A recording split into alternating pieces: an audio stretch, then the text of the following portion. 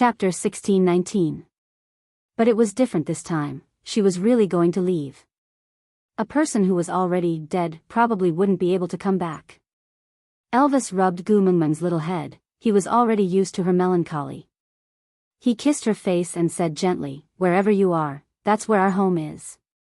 Don't be sad, Leah and I will always accompany you." Gu Mengmeng was taken aback for a moment, then she smiled and nodded. Yeah, the cave was not her home, only being with Elvis and Leah was the feeling of home. If not for the two of them, what was the point of her guarding the cave?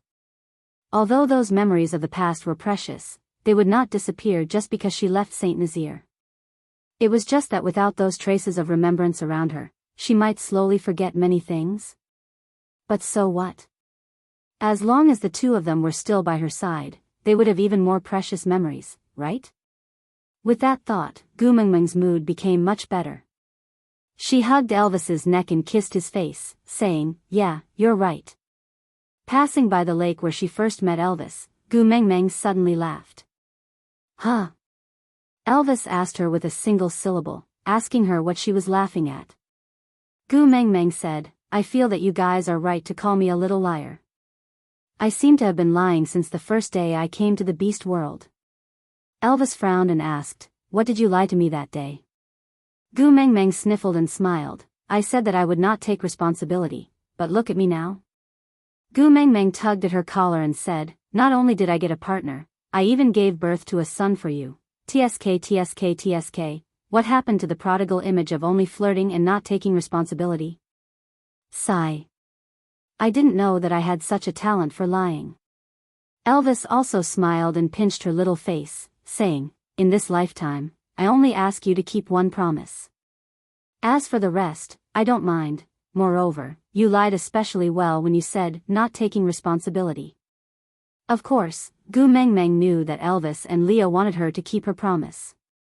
As long as she said not abandoning them, as long as she did not go back on her word, no matter what she did, they would forgive her. Wang Xiaoxin said, "Beast deity doesn't lie, this is the biggest lie." I think it makes a lot of sense. If you want to be an honest beast deity in the future, you should start from never saying, "I don't lie." Gu Mengmeng giggled. Elvis kissed her little face and said, "All right." With the wild fox and wolves leading the way, Gu Mengmeng and said, "Saint Nazaire's death, Gu Mengmeng's death." Saint Nazaire had attracted the attention of most people, making it easier for Gu Mengmeng and the rest to move around. When they returned to the Snake King Valley, Qi Xian had already prepared a large amount of food in Snake's cave. When he saw Gu Mengmeng, he smiled knowingly and said, "I knew that you would come back before winter, so I have already prepared the food. You can stay here in peace. I will guard the entrance, and I guarantee that no one will disturb you during the winter." Gu Mengmeng shook her head and handed the little girl in her arms to Qi Xian. "We are here to let you take care of her."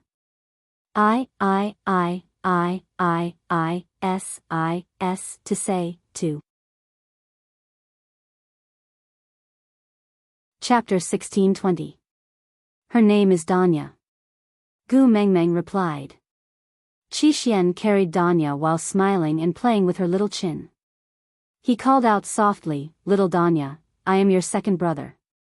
Come, call me second brother, all right?"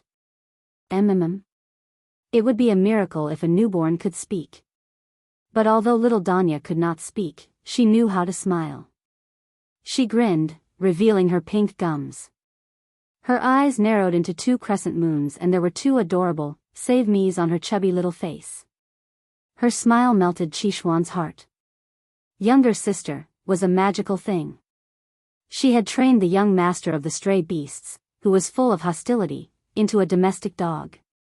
Many years later, when little Danya came of age, the ones guarding the tower for her would not be her first partner or suitor, but her four brothers at the four corners of the tower. As a result, little Danya, who had a sister complex, could not successfully date anyone after she came of age. All her suitors were chased away by her four brothers. Her four brothers even said righteously, "Our younger sister must not mate with a male who is inferior to us." Only the heavens knew that her four brothers were the most famous males in the beast world. Her eldest brother had an extraordinary aura, as if he was the ruler of the world. Third brother's intelligence was unparalleled. He could control the curtains and determine victory from 1,000 miles away.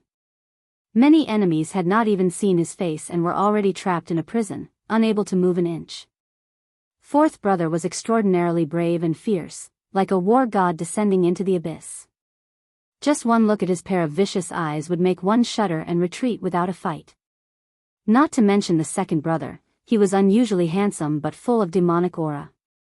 He never acted according to the rules and killed according to his whims.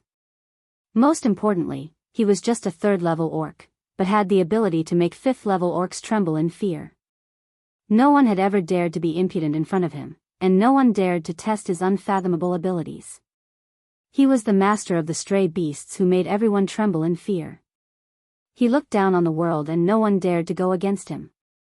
It was these four devils who acted cute and silly in front of little Danya. As long as they could make their younger sister smile, they would not hesitate to wag their tails and beg for pity. As a result, little Danya became the envy of all the females in the beast world. It was not because her mother was the messenger of the beast deity, nor was it because her father was the beast king. It was because she had four good brothers who doted on her to the bone and spoiled her to the heavens. Of course, this was a story for the future, so let's not talk about it for now.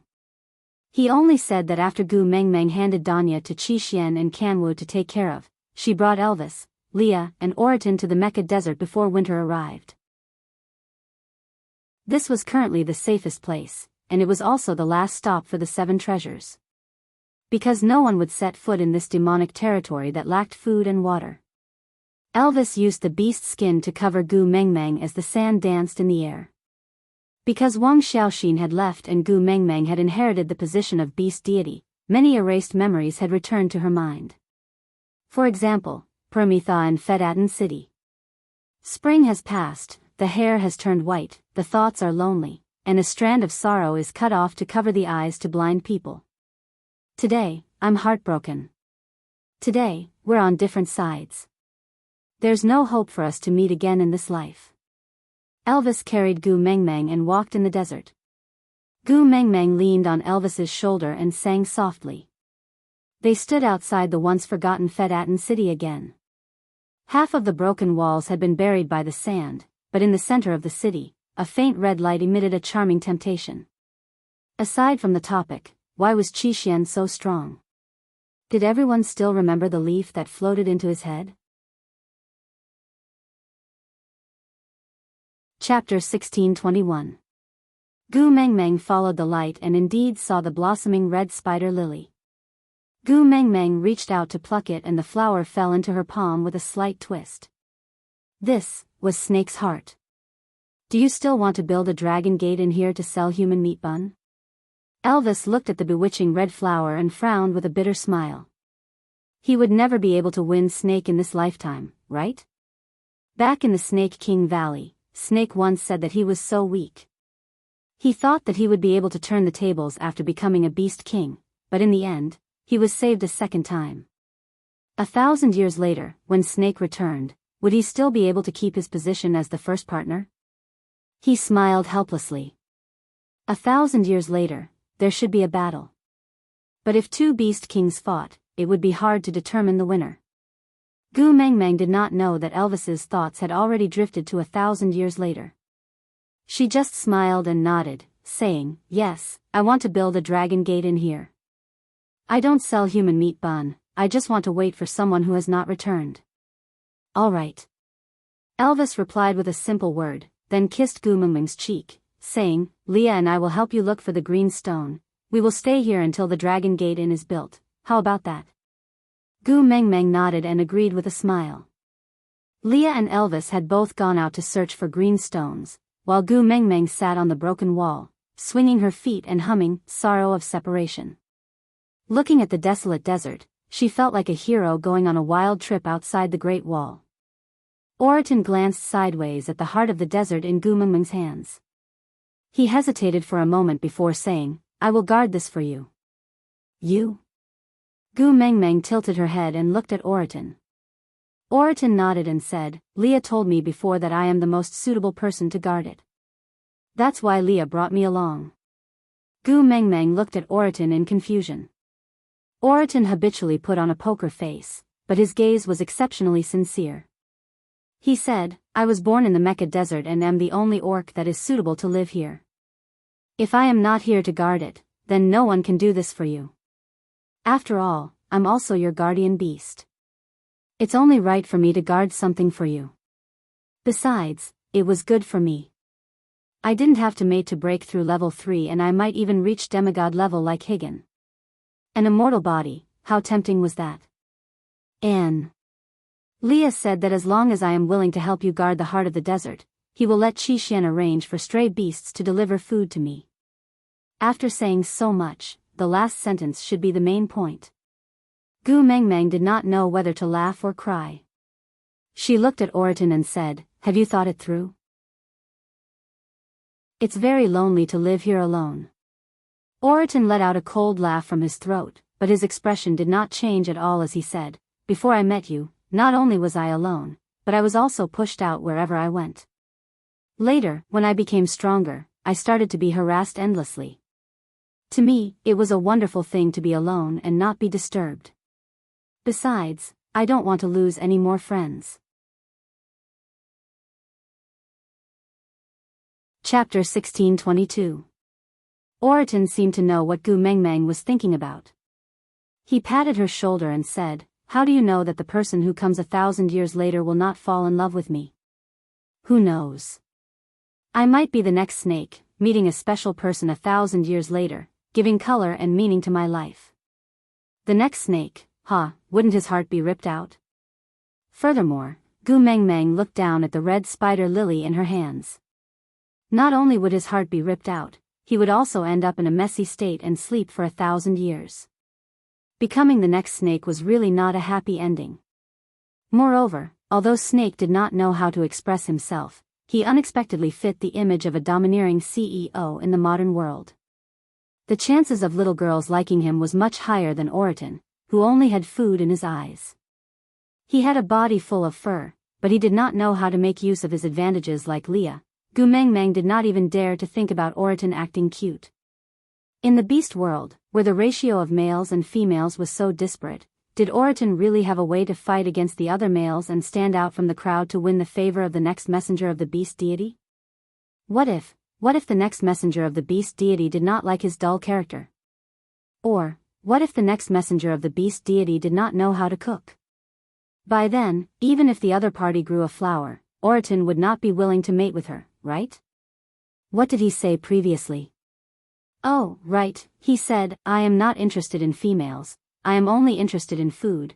Gu Mengmeng really felt that the chances of Oriton successfully breaking free from being single after 1,000 years was extremely slim. Oriton looked at Gu Mengmeng's changing expression and did not know what she was thinking about. He could only continue to persuade her, I am not as good with words as Leah, but I know that it is the most suitable arrangement for me to guard this flower.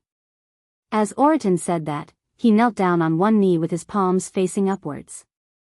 Elvis told Gu Mengmeng that this was an expression of submission from the orcs. Oriton had never treated Gu Mengmeng like this before. He had really thought it through and was willing to guard this flower and spend a long 1,000 years in the Mecca Desert. Gu Mengmeng sighed in exasperation. She could only think that although she did not have a son like Snake, she would probably have to drag the next messenger of the beast deity to watch a few television dramas with her in order to plan for Oriton. However, Overbearing Senior Falls in Love with Me was, after all, a youth romance movie. In the future, Oriton would be starring in a culinary show like A Bite of China? Gu Mengmeng expressed her worries and felt immense pressure. Looking at Oriton kneeling by her feet, looking as if he would not get up until she agreed, Gu Mengmeng finally sighed and gave in. Oriton, thank you. Gu Mengmeng handed the red spider lily to Oriton. Oriton placed the red spider lily into his chest right in front of Gu Mengmeng. Then, he smiled for the first time in his life. You don't have to thank me. You just have to urge Leah to fulfill his promise and send me food. Gu Mengmeng was stunned for a moment before replying, Oriton, do you know? You look very good when you smile. Oriton was stunned by Gu Mengmeng's words. He touched the corner of his lips and said, looks like I have made the right choice to guard this flower. Chapter 1623. Gu Mengmeng tore off a piece of beast skin, wrote the word, wine, on it and hung it on the door. She then got Elvis to use his sharp claws to carve a couplet on the green stones on both sides of the door. The first couplet was, chasing after the wind and the moon is the order of the king, while the second couplet was, morning clouds, evening rain, horse legs, people's hearts. This couplet was written on the door in Maggie Chung's version of Dragon Gate Inn.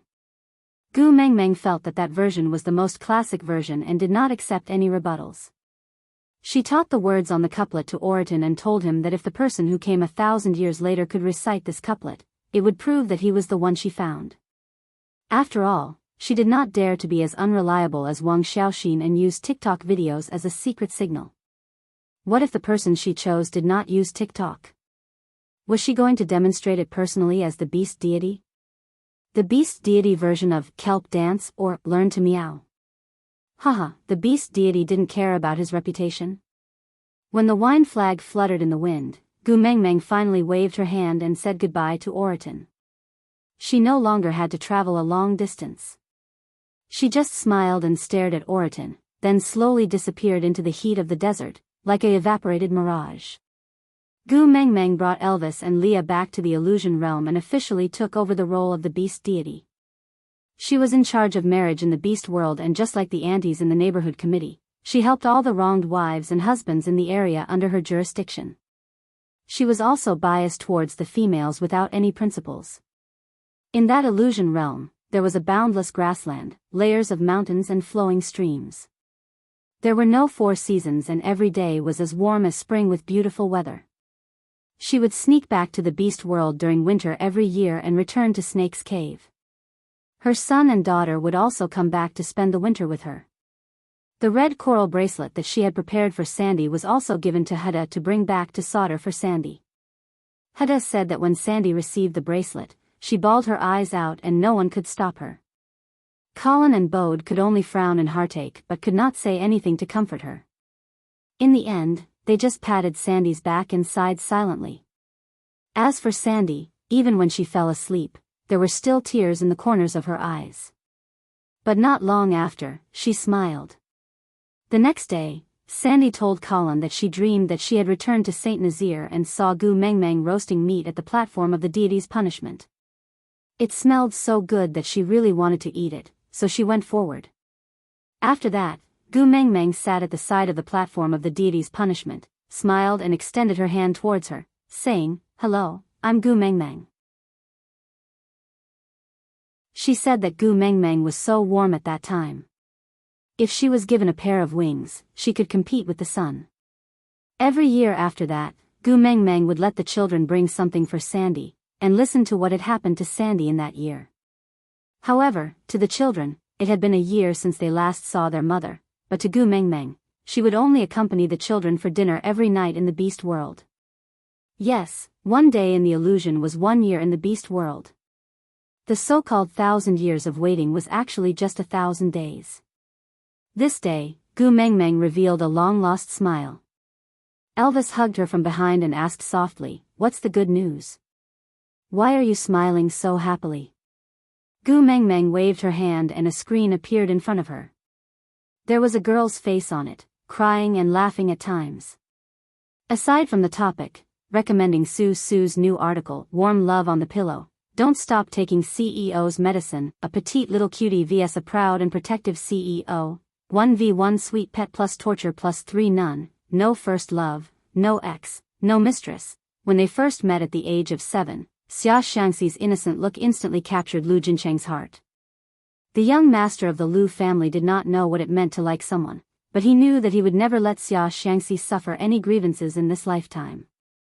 He had to protect this furry and soft little sister for the rest of his life. In a kidnapping at the age of 10, he lost Xia Xiangxi and half his life. For the past 12 years, he had been looking for her every single day. But when he met her again, she had already forgotten about him. Chapter 1624. She is. Leah also came over and looked at this unfamiliar face in confusion. Gu Mengmeng answered mysteriously, "The next messenger of the beast deity." Elvis and Leah looked at each other, then at Gu Mengmeng, asking, "Why did you choose her?" Gu Mengmeng leaned into Elvis's arms and said, "I wrote our experiences in the beast world into a novel and published it on the modern web. She is the most loyal reader of this novel. I am not as scheming as Wang Xiaoxin, so I can't come up with too many plans, so I can only use the most direct method to choose the next messenger of the beast deity." Gu Mengmeng smiled at the girl through the screen and said, "If it's her, she will definitely be able to do better than me. At least she won't be as helpless as when I first came to the beast world, doing so many stupid things and taking so many detours." Elvis chuckled and asked, "So you have been sitting there without moving for this period of time, writing this?" Gu Mengmeng nodded and said, "From the start of the serialization to the end of the publication, it took a total of 237 days. The day it ended was exactly the 1000th day since Snake left me." Leah swayed his tail and asked with a smile, "Are you sure that this weak-looking girl can really help you gather the 7 treasures?" Gu Mengmeng nodded seriously and said, "I believe that if it's her, she will definitely be able to do it. Moreover, don't we still have to help her?" Elvis kissed Gu Mengmeng's forehead and said, "I will always listen to Xiao Meng. Whatever you say, it will be." Gu Mengmeng nodded and then said to the girl through the screen, "Hi, my messenger of the beast deity. When you come to the beast world, don't panic. The orcs here are mostly simple and kind, they will not hurt you. Snake and Grace are really important to me, so please help me bring them back. If you need a capable assistant, I recommend Oriton in the Mecha Desert. It doesn't matter if you forget the words on the couplet. I think you can just roast some meat or stir-fry some dishes to take him down. The one guarding the entrance of the Snake King Valley is my son, Qi Xian. When he was young, he suffered a lot, but it was also because of this that he obtained an opportunity. The kiss of the ocean and the soul of the forest both remain in his body, and he is the only one of my 4 sons who is still alive. If you are stopped by him at the entrance of the Snake King Valley, I suggest that you shout, 'Mother is the best in this world,' 3 times. This is the secret signal that I have agreed upon with him. As long as you shout this, he will know that you are my man and won't make things difficult for you. The love of the sky is being guarded by the vulture race. Let me tell you a secret, the current vulture emissary is also a very handsome and abstinent Prince Charming. Every year during the dry season in Moda Mountains, there would be half a day when the wind would stop blowing. At that time, he would go down the mountain to patrol. You just had to stand by the stream and sing, 'Just happened to meet you,' and he would bring you up the Moda Mountains. Because that song is the engagement song between me, the previous messenger of the beast deity, and the guardian god of Moda Mountains. In the beast world, no one knows how to sing it. As for the kiss of the ocean, who knows how many generations of Melinda's descendants are guarding it. The bad news is that the deep sea has not been peaceful these few years, and the conflicts between the races are rather chaotic. But the good news is that they have all inherited Melinda's and Carter's beauty and abilities. Each generation is more enchanting than the previous, so beautiful that no words can describe them. Anyway, as a beast deity who already has a partner and does not intend to harm young children, I will not go to the deep sea anymore. I am really afraid that I will not be able to control myself from spoiling other people's little fry. So, I will leave all these handsome men to you, my dear messenger of the beast deity. Just like what Wang Xiaoxin said, my story ends here. Everything in the future is waiting for you to write. I will wait for you in the beast world, see you there, never leave. Aside from the topic, warm love on the pillow, don't stop your medicine, Mr. CEO, Lu Jincheng, Xia Xiangxi, let me tell you, to be my woman, you must have a pure heart. Xia Xiangxi, speak normally. Lu Jincheng, it's very simple. First, you must know how to find trouble for me to solve, and not let me feel bored. Secondly, you must have a rich material life, and not let the money I earn be left in the bank to grow worms. Thirdly, if there are other women who have ill intentions towards me, you must stop them and protect your man's chastity by hook or by crook. Fourthly, the most important point is that you can only have me in your heart, you are not allowed to like other men. Many years later, Lu Jincheng, I heard it all, you said you love other men.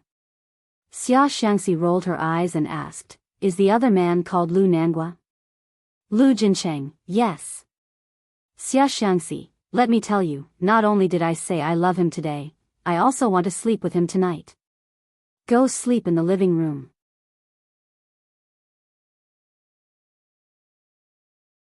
Chapter 1625. 7 years. Gu Mengmeng had been the beast deity for a full 7 years. The messenger of the beast deity she chose was better than her in every aspect. She was honest with her feelings and never wavered like Gu Mengmeng. She had mated with 4 males and truly controlled the land, sea, and air forces, becoming the first messenger of the beast deity to mate with the sea tribe out of the 3 messengers of the beast deity. But, no matter what, she could not escape the heart-wrenching moment when the doors of time and space opened. Gu Mengmeng stood behind her and held her shoulders with both hands. She looked at the open doors of time and space from the side of her ear and said to her, "You have watched Wolf Man before, I don't need to tell you. If you go through this door now, the television series that you have been watching during this period of time will become your memory. You will live the blissful life that Oriton has created for you in that world, and everything you have experienced in the beast world will gradually disappear like a dream."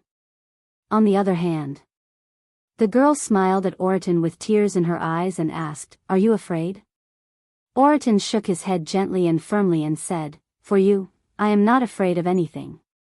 I have already promised to be your hero, why would I change my mind at the last minute?" The girl replied with a thick nasal voice, "Yeah." She hummed and said, "After 1,000 years, I will make crystal pork knuckle, duck neck in soy sauce, bear paw in broth and roasted pig's feet for you." "All right." Oriton pulled his lips into a smile and said in a heroic and tragic manner, "You promised, I will wait to eat your crystal pork knuckle, duck neck in soy sauce, bear paw in broth and roasted pig's feet." That door slowly closed. Gu Mengmeng's eyes still reddened after seeing such a scene after 1,000 years. Only when Oriton and the door disappeared did the girl suddenly pounce into Gu Mengmeng's arms and burst into tears. She was far from being as strong as she thought she was. Even if she knew that she could meet Oriton again after 1,000 years, her heart still ached when she saw Oriton being torn apart in front of her. The girl's collar was pulled by someone, and before she could react, she was flung into the air as though she had lost her balance. Gu Mengmeng face-bombed. That little bit of melancholy was completely destroyed by the black face in front of her. "Tu Meng, I haven't seen you for 1,000 years. You've grown a lot bolder, huh? You know that I'm coming back today, yet you want to hug someone else in front of me?" The black-faced deity standing in front of Gu Mengmeng was none other than Snake. He was truly aggrieved. After muddling through 1,000 years, he finally saw her again with great difficulty. But what was the result? Not only did she not come up to him to give him a hug and say a few soft words to tell him how much she missed him, she even hugged that dirty female with tears and snot all over her face. Did he really think he was dead? If it was in the past, Gu Mengmeng might have argued with Snake, but now, she did not want to go against him at all. He had suffered enough, she did not want him to suffer any more. Pouncing into Snake's arms, Gu Mengmeng rubbed her little face against his chest, feeling his ice-cold body temperature. This touch, which used to terrify her, now made her feel blissful. "Ah, Kuan, welcome back. I missed you so much."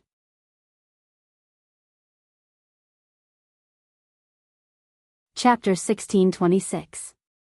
Tightening his arms, Snake looked at Gu Mengmeng and did not speak for a long time. He only kissed her deeply on the lips. This was a kiss that had been brewing for 1,000 years. It contained 2 lifetimes of unattainable desires and 2 lifetimes of separation. Finally, he could truly embrace a complete and real her and never let go again. Apart from Snake and Gu Mengmeng, no one else could understand how lingering this kiss was. Others could only see them hugging and kissing, with smiles on the corners of their lips and sparkles of happiness in their eyes. Any description seemed so pale and shallow in front of this kiss, not even worth mentioning. The kiss that was filled with love and lust lasted for a long time. It was so long that it was enough to express the yearning of 1,000 years. Snake then reluctantly let go of her. The corners of his lips curled up as he smiled. "Tu Meng, I am back. For the past 1,000 years, he had so many things he wanted to say to her. But when he looked at her, he could not utter a single word. In that dream realm, he learned many sweet nothings, but none of them were enough to express his feelings for Gu Mengmeng. Gu Mengmeng wrapped her arms around Snake's waist and nodded. This time, you are not allowed to leave me again. All right. Snake lowered his head and planted a kiss on Gu Mengmeng's forehead. It was a vow. From today onwards, he would only reply to her requests with one word, all right. Snake held Gu Mengmeng's hand and took out a ring from somewhere. He then firmly put it on the ring finger of Gu Mengmeng's left hand. Looking at the ring with a diamond on it, Snake's gaze was filled with tenderness. His right hand circled around Gu Mengmeng's shoulder and opened his palm in front of her. There was a male snake ring with a piece missing. He said, people say that husband and wife are of one heart, but the heart is not as important as the gallbladder for a snake. So, I am giving my gallbladder to you. If you are alive, I will live. If you are dead, I will die. Gu Mengmeng tiptoed and kissed Snake's lips. It was not romantic and even carried a tinge of punishment. Biting the corner of his lips, she then put down her heel. Seeing you die twice for me, I am still traumatized by your death. You are not allowed to mention anything about life or death in the future. Otherwise, I will cry for you. Yes, cry for you to see. Tears was Gu Mengmeng's killer move. Although she rarely used it, it was very powerful and there was not a single male in the family who was not afraid of it. But, he was Snake, frowning. Snake pinched Gu Mengmeng's little face, squeezing her mouth into a fish's mouth. Threatening me? If you dare to cry, I'll kill that little wolf. Gu Mengmeng really wanted to say, Elvis is also a beast king now, you probably won't be able to kill him, but she was afraid that if she said that, Snake would really go all out to fight Elvis. Sigh, domestic violence is not desirable. Question, the men in my family are too hot-tempered. Their strength is at the peak. If they can fight, they will never quarrel. As a weak little woman, I feel a little sad. What should I do? It's urgent, I'm waiting online. Looking up, Gu Mengmeng's words lingered in her stomach for a few rounds before finally becoming a soft sentence. You're not allowed to bully me, K.O. Snake's HP bar was empty. It was as if an arrow had pierced through his ribs and pierced right into his chest.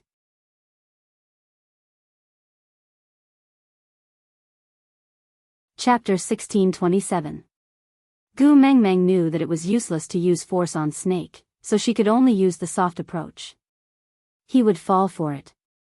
Seeing how Snake wanted to save face but could not do anything to her, Gu Mengmeng's mood soared.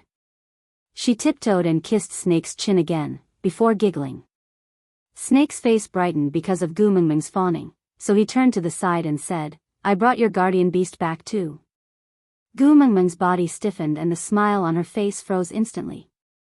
Her big eyes quickly became misty and she wiped her eyes with the back of her hand before she dared to turn her head to look at the direction Snake was pointing at. Gregory. Gu Mengmeng choked and called out his name. Gregory smiled gently and stood on the spot without moving closer. He just looked at Gu Mengmeng affectionately and said, I promised you that I would come back and I did it. Gu Mengmeng wanted to hug Gregory but her waist was still in Snake's hands and she did not dare to be rash. So she sneaked a glance at Snake. Snake's expression did not look too good but he did not flare up. He just said coldly, he protected my real body for 1,000 years before I could come back to see you safely. Although it was aggrieved, I still owe him so I brought him back. But I am warning you, do not have any thoughts that you should not have. If I find out. Snake did not finish his sentence and just narrowed his eyes, emitting a dangerous aura from his entire body. Before she could explain herself, Gregory beat her to it and said, I'm just a guardian beast, I'm not greedy enough to want more, so you don't have to be so nervous, I can't snatch away your love. Gu Mengmeng shrunk her neck timidly and wanted to explain herself. Snake snorted in disdain and said, snatch away my love? What a big tone you have, but don't worry, I will not allow such a thing to happen. If you had mated with Tu Meng before me or if your mark is closer to her heart than mine, I will definitely let you die 100 times worse than what you did 1,000 years ago. Gu Mengmeng could not keep up with his pace. She looked at Snake, then at Gregory and then at Snake again in a daze. So, what Snake meant by shouldn't have thoughts was to let Gregory take over before him. She thought he would say that all males other than him were wild men and that she was not allowed to touch them anymore. What are you looking at? Snake looked down at Gu Mengmeng and asked. Gu Mengmeng laughed dryly and said, nothing much, I just feel that your temper is much better than before. Snake hugged Gu Mengmeng lightly and said, I have wasted 2 lifetimes to exchange for this person, how can I not treasure her?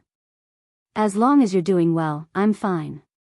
With that, Snake pushed Gu Mengmeng lightly, sending her into Gregory's arms. Gregory opened his arms wide and stood at the same spot without moving at all. He caught Gu Mengmeng steadily and hugged her deeply, saying, I don't have the right to snatch you from his arms, so I can only stand here and wait for you. Thank you for coming into my arms. Thank you, for not forgetting me. Gu Mengmeng did not say anything. She just used both hands to gently caress Gregory's arms, pursing her lips and not saying a word. Gregory knew what she was thinking about, so he whispered into her ear, the weather is nice today. Do you want me to fulfill the promise I made to you previously? Gu Mengmeng looked up at Gregory with anticipation in her eyes.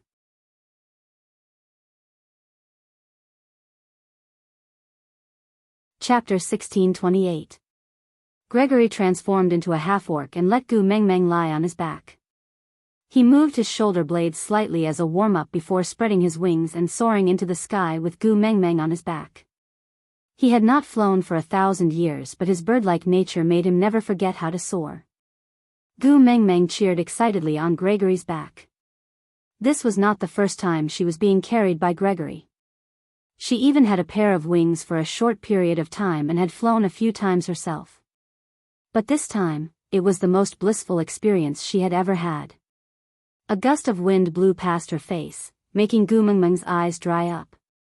Yes, it was because her eyes were dry that she was tearing up. It was not because she was sentimental. It was not. The grassland that stretched as far as the eye could see was not as majestic as Moda Mountain, but it had a different kind of charm. Snake had transformed into his original form and was already fighting with Elvis.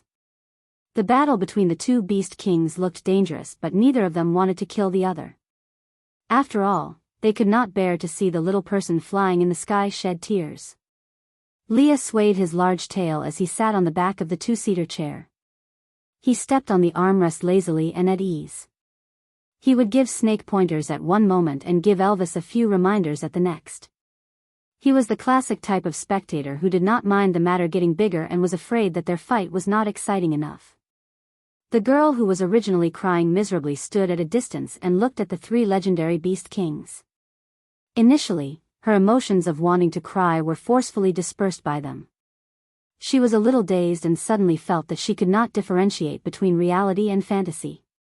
She really, just because he finished reading a novel, he transmigrated to this world? Initially, she felt her heart ache because Gu Mengmeng did not value Elvis highly because of Lee's appearance. When Nina's incident happened, she scolded herself for being blind back then and not realizing that Leah was a scumbag. But while scolding him, she also left a message for the author because her heart ached for that white fox's pitiful appearance. Because of Snake's death, she cried a lot, and when she denounced the author, she felt as though she was grinding her teeth. When Gregory broke his wings and was blinded, her heart was tugged at again. At that time, she really wanted to crawl out from the screen and strangle the author to death. But when she saw the ending, the author asked her for help, saying that Snake was really important to her and that she had to save him and Gregory. She agreed in a moment of impulse. She did not even think about it herself. At that time, she only muttered, if I could really transmigrate to the beast world, I would definitely save Snake and Gregory. Then, he actually transmigrated? This was not in line with the core values of socialism, and it happened to him just like that. Looking at the snake and wolf fighting, the white fox who was watching the commotion and stirring up trouble, and Gregory who was flying in the sky, the girl wiped away the tears on her face, raised her head and shouted, Susu, I'm going back first. My man is still waiting for me. The girl on Gregory's back peeked out her little head and waved at her through Gregory's shoulder. That novel ended 7 years ago, and you're still calling me Susu? The girl smiled brightly and said, do you think that everything will be fine after 7 years? You abducted me to the beast world, don't you need to take responsibility? Let me tell you, I'm going to depend on you for the rest of my life. You will always be my Susu. Gu Mengmeng chuckled and nodded. All right, I will always be your Susu. Aside from the topic, after accompanying Susu for over 200 days, we finally welcome the ending of this novel. I wonder if my darlings are satisfied with this ending? The process was a little complicated, but the outcome was ultimately good.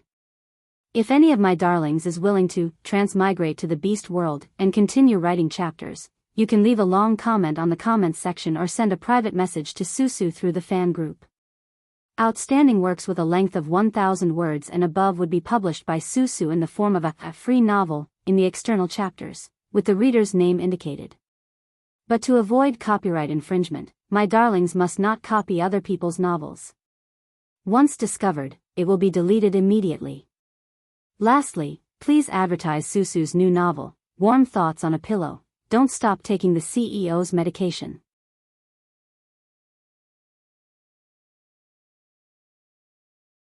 Chapter 1629. Traversing the Doors of Time and Space. This option was just a smokescreen from the start. Standing at the entrance of S University, Gu Mengmeng was still in a daze. Her little reader had first replaced her as the messenger of the beast deity, then with Oratin's disappearance, she had replaced her as the new beast deity. Then, Gu Mengmeng was suddenly at a loss. Not the messenger of the beast deity, not the beast deity. Then, who should Gu Mengmeng be? What should she do? Return to Saint Nazir? But to her, 3 years and 1,000 days were 1,000 earth-shattering years in the beast world. How could she, the messenger of the beast deity who had been dead for 1,000 years, return? Of course, no one could stop her if she wanted to return. After all, a family of 5 and 3 beast kings was enough to turn the beast world upside down. But how could she return to face everything that had changed? Barit, who said he wanted to guard a place for her to return to, had long turned into ashes, unable to break through the 3rd-level boundary. He said his life was in the hands of one person, and other than that person, he would not belong to anyone else. Although the 16 valued females were well taken care of, there was a limit to their beast lives. Without the powers of a beast king, they could not be immortal like Gu Mengmeng. Since ancient times, beauties were like heroes, not allowed to see their hair turn white. The 16 golden hairpins who had once surrounded her, the 16 beauties who made her feel proud wherever she went, had gradually faded away with the passage of time. How could she not feel sorry for them? She could not return, not because someone was stopping her, but because Gu Mengmeng herself could not overcome the barrier in her heart. Therefore, she muddle-headedly stayed in her beast deity illusion for a long period of time. The question she repeatedly pondered was, who am I? Where am I? What should I do? Snake curled his tail and wrapped Gu Mengmeng into his arms, saying, if you are bored, go back to the modern world. Gu Mengmeng was taken aback, tilting her head to look at Snake. Her eyes were full of excitement, but also full of doubt, as if she did not understand Snake's meaning and was waiting for him to explain. Snake's lips curled up, saying, the last time my parents supported you at the press conference, you suddenly cried and I carried you away.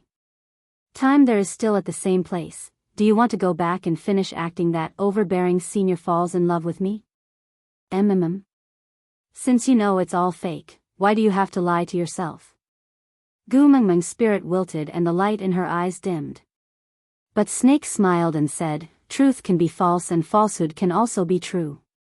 This world has always been like this. Everyone said that Zhuang Zhou dreamed of a butterfly, but who could guarantee that it was not a butterfly dreaming of Zhuang Zhou? Anyway, he had nothing to do, so he could just treat it as a pastime. Besides, halfway through his sentence, Snake planted a human kiss on Gu Mengmeng's forehead.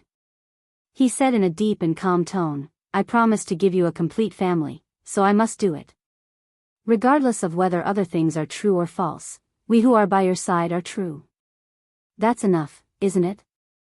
It was obvious that after experiencing the baptism of the modern world, Snake knew how to communicate with females better than Elvis, Leah, or anyone else in the beast world. He was no longer the awkward Snake King who had kicked little shit up a tree. Gu Mengmeng's lips curled. Yeah, so what if the illusion was fake? Elvis, Leah, Grace, and Snake, who were by her side, were real. That was enough. What about you? What do you say? Are you willing to act out a show with me? Gu Mengmeng asked. Digression. She did not want to write the digression, but the little babies kept saying that the overbearing senior did not see the ending and kept thinking about it. So Susu picked up her pen again and continued writing.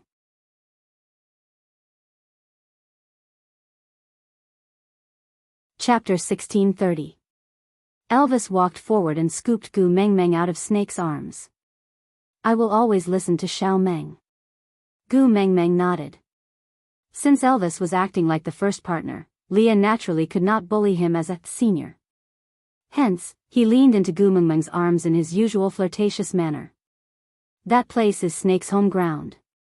Gu Mengmeng, you have to protect me and not let Snake bully me like he did in the Snake King Valley.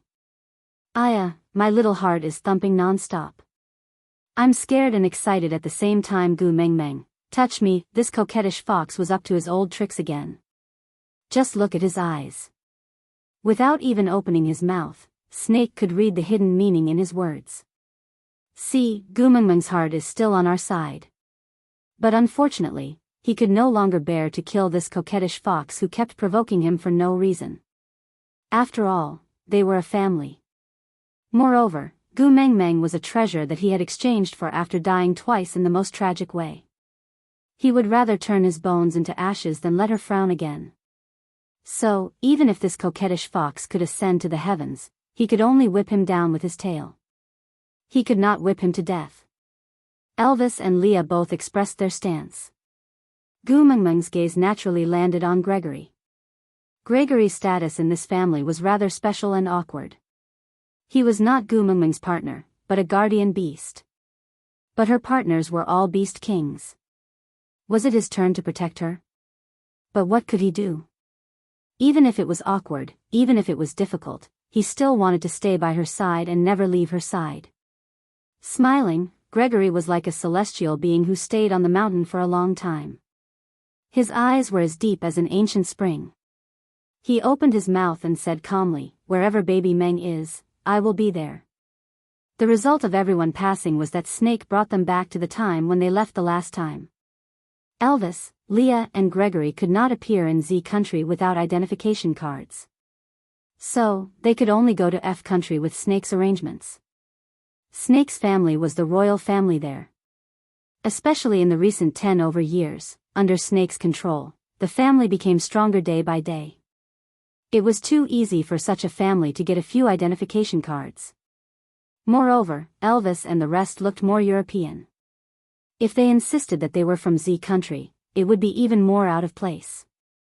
However, among the 3 people who were arranged to go to country F, the first one who could come to country Z was not the 2 beast kings, but the guardian beast, Gregory. His identity was simple. He was the personal bodyguard Snake had arranged for Gu Mengmeng. Yeah, because the newly appointed CEO of Monster Company, Snake's pampered girlfriend, was locked in the toilet during the press conference and drenched with a basin of water, Snake's parents unanimously agreed that Gu Mengmeng needed a personal bodyguard. Snakel was speechless and kept telling himself, Xiao Meng needs a pair of parents, this is prepared for Xiao Meng. I can't kill them, I can't kill them, I can't kill them. In the end, Snake could only choose Gregory, who had the lowest presence and had spent the most time with him. After all, to Gu Mengmeng, it was over 1,000 days and nights, but to him, he had really been burning in the lava of Moda Mountain for 1,000 years. And in these 1,000 years, it was this birdman who broke his own wings and sacrificed his life to the mountain, so that he could have the chance to return to Gu Mengmeng's side.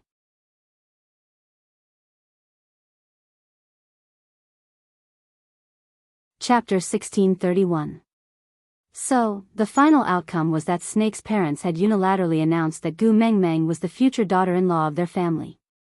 Then, with a bunch of extremely profound and high-class English that they could not understand even though their English had obviously passed the 4th or 6th level, they returned to the country in a high-profile manner.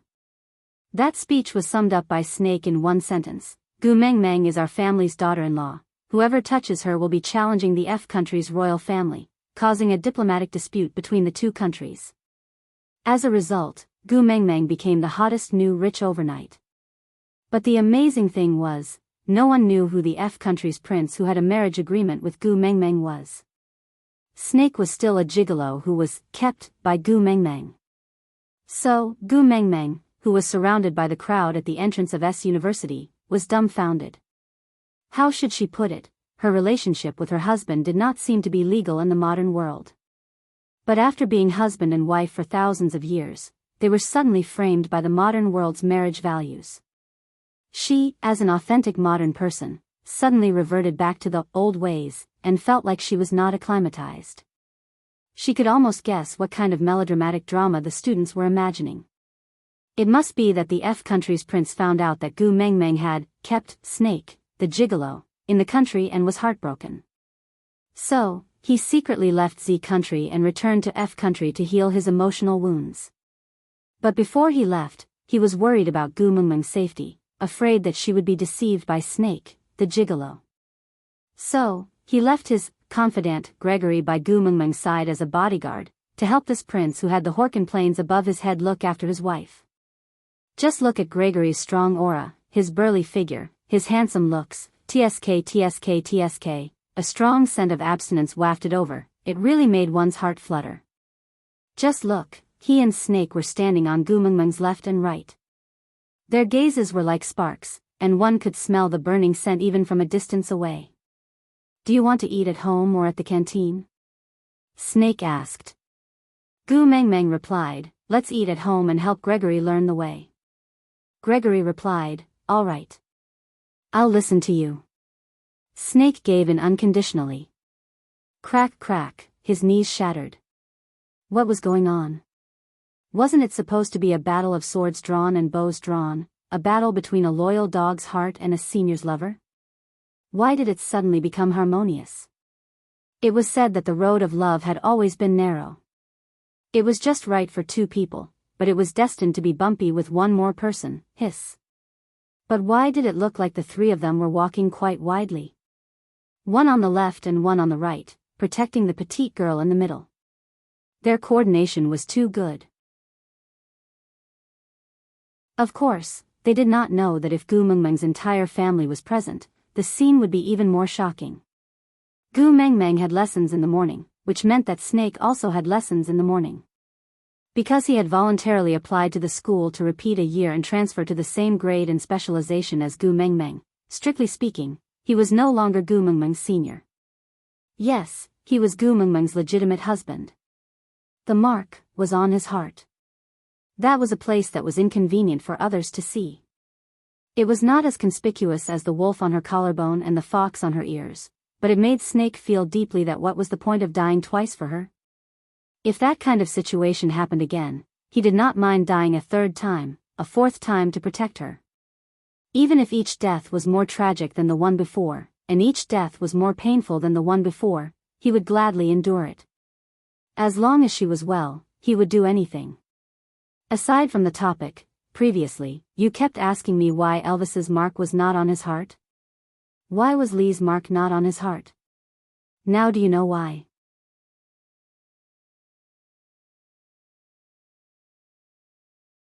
Chapter 1632. Gu Mengmeng's grades were below average and she had to work a few jobs a day. In the past, she would usually fall asleep in class, especially when the old professor rambled on and on. His tone and frequency were more effective than hypnosis. But this time, Gu Mengmeng was so excited that she could not fall asleep. This class was about labor relations and management. The old professor was analyzing the labor dispute case of a certain cartoon company in 2008 due to job hopping. He then explained the importance of labor contract management. To be honest, Gu Mengmeng was still not paying attention to what the old professor was saying. Her pair of big eyes were looking around the entire classroom, and every detail made her feel pleasantly surprised. Actually, before transmigrating, she had never observed a classroom in such detail. What was there to see about something she was used to? But after going to the beast world and coming back, Gu Mengmeng felt a sense of familiarity even from the purple clay cup the old professor was using to drink water. The student scribbles on the blackboard, the silk banner hanging on the wall, the slogan, 5 stresses and 4 beauties, on the blackboard, and the old professor's cursive handwriting that was comparable to an old Chinese doctor's prescription. During roll call, there was a female student who used a book to cover her face and changed her voice to call out for the entire dorm. There was a male student who was sleeping soundly on the table.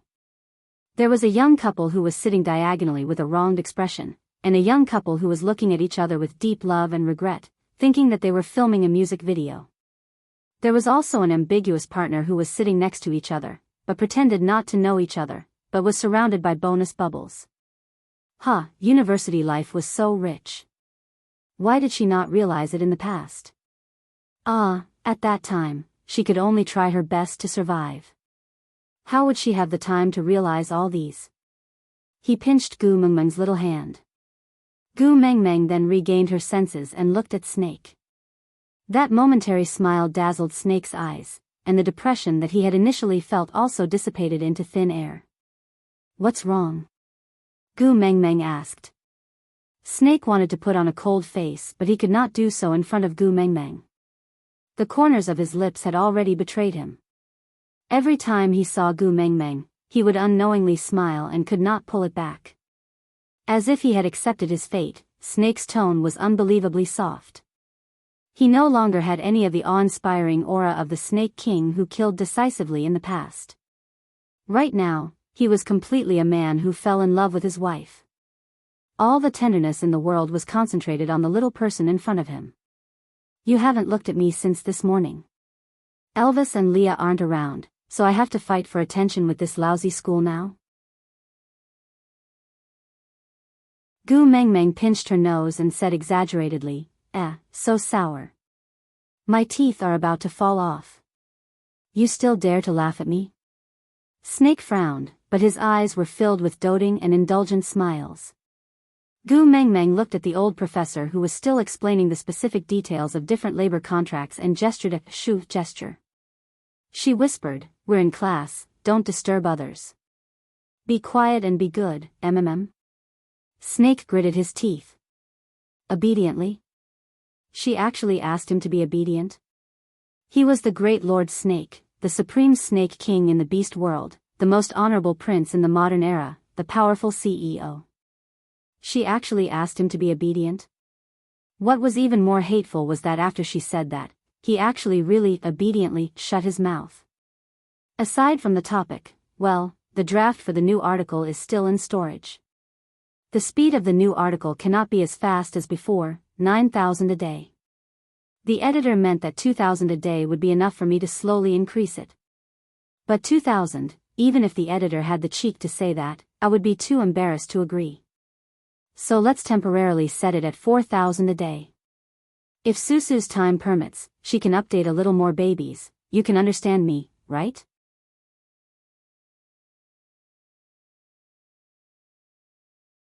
Chapter 1633. Looking at Snake's conflicted expression, Gu Mengmeng smiled slyly. He was just too adorable. Yeah, if Snake knew that Gu Mengmeng used the word adorable to describe him, he might really fly into a rage. But what could he do? He was just adorable. That unsmiling and aloof Prince Charming, Lord Snake, who studied in S University for a year and was treated as a mute and did not speak a single word to his classmates, was now staring with his eyes wide open, as if he had suffered a loss but had nowhere to vent his anger. It was a perfect match for the trending emoticon I feel bitter in my heart, but I won't say it. This contrast, if it wasn't adorable, what was it? Using the book to cover her face, Gu Mengmeng pecked Snake's cheek as if she was deceiving herself. Then, she returned to her original position, smiling mischievously at Snake. This kiss brightened up Snake's entire expression. How could he be in a bad mood? Then, the surrounding people exploded even more. Hey! The loyal bodyguard who was here to look after the princess wife, your future princess kissed a gigolo in public and you're just calmly pretending to be blind? If Gu Mengmeng and the other two claimed to be number 2, no one would dare to claim to be number 1. Everyone was paying attention to her, but no one dared to go near her. When the news of Gu Mengmeng being the CEO of Monsieur was released, there were still people who tried to suck up to her. But when the news of F country's future princess was released, the world instantly quietened down. Especially that Miss Mo from the Mo family. She poured a basin of water on them in the toilet, directly soaking the Mo family, a family with 100 years of history. When the tree falls, the monkeys scatter, and when the wall is down, everyone kicks it. In an instant, the Mo family turned from a well-off wealthy family into a street rat that everyone wanted to beat up. All their businesses were suppressed by Snake in all aspects, without any regard for costs. Even if the Mo family had a mountain of gold and silver, it was not enough for Snake to scam them like this, so very quickly, they faced the crisis of having their cash flow broken. This news was magnified by the media, and all the other businesses that had business dealings with them came to settle their accounts, causing the Mo family, a family that was in a precarious situation, to be battered and exhausted. And the one who spread the news of the Mo family's cash flow breaking was the Miss Mo's marriage partner, the other wealthy family in S City, the Fan family. Marriage had nothing to do with love in the first place. You have your fun, and I have mine. It was very normal. That was why the young master of the Fan family, Fan Yuanbin, did what he did not because he was jealous of his fiancée for finding trouble with another woman for another man. Instead, it was because the old master of the Mo family had come to ask for help. He hoped that the Fan family would lend a helping hand at this critical juncture and complete the marriage between Fan Yuanbin and the young lady of the Mo family, Mo Fun, ahead of time. Then, he would lend the Mo family a sum of money in the name of betrothal gifts to help the Mo family tide over the current crisis. After the storm had passed and the Mo family had recovered, they would return the money in the name of dowry. However, the Mo clan had forgotten one thing. The so-called marriage alliance was a cooperative relationship that could only be formed when both parties were of equal strength. Right now, the Mo clan was already in existence that everyone avoided like the plague.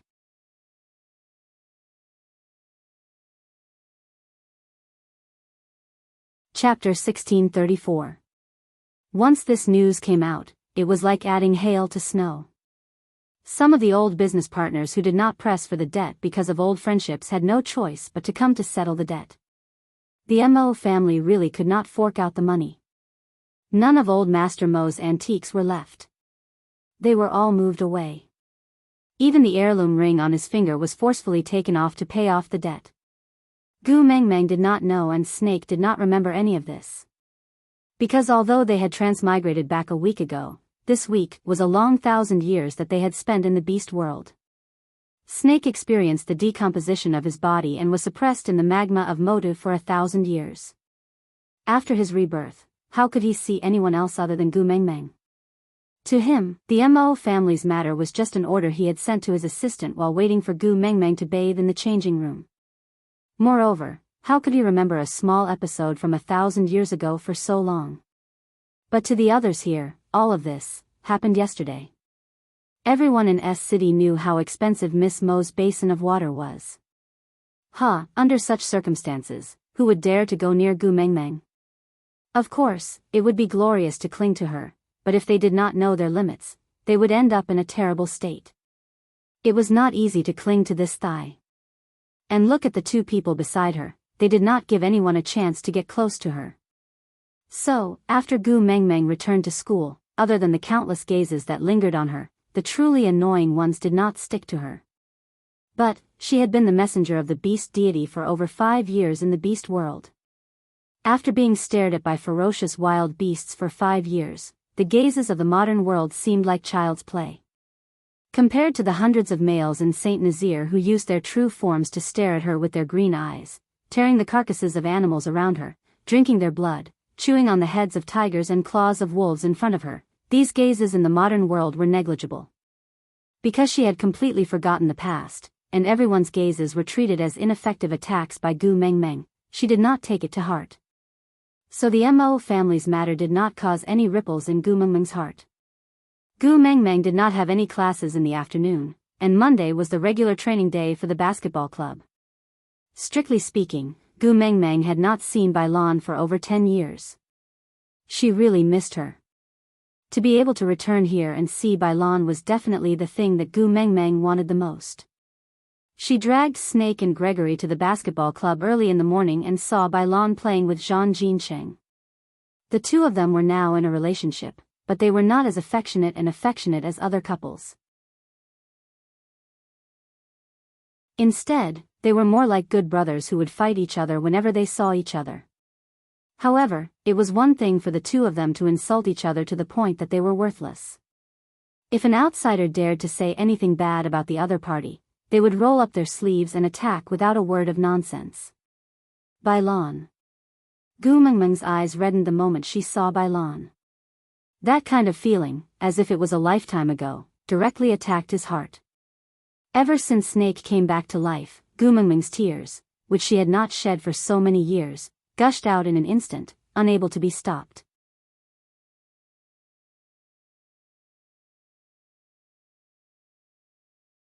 Chapter 1635.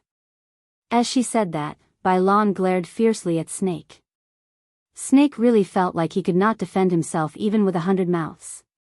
Feeling wronged by Bai Lan's glare, he leaped up angrily, but could not do anything to this woman. Gu Mengmeng cared about her, very very much. She did not say anything and just called out, Bai Lan, before her tears flowed uncontrollably. Snake did not doubt that if he dared to touch a single strand of Bai Lan's hair today, Gu Mengmeng would drown him with her tears. Gu Mengmeng cried even more fiercely as she hugged Bai Lan tightly, choking with sobs. I miss you so much, I'll go. Bai Lan quivered. She grabbed Gu Mengmeng's shoulders and pulled her away. Glancing at her tearful little face, she hugged her harshly back into her arms.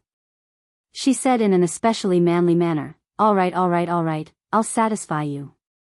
Go back to the dormitory to sleep tonight. If you can get off the bed tomorrow, it'll be my loss. Actually, girls would occasionally crack such jokes among themselves, but most of the time it was in private, when there were no boys around. Other than Bai Lan, there was probably no other girl in this world who dared to say something like that in front of everyone.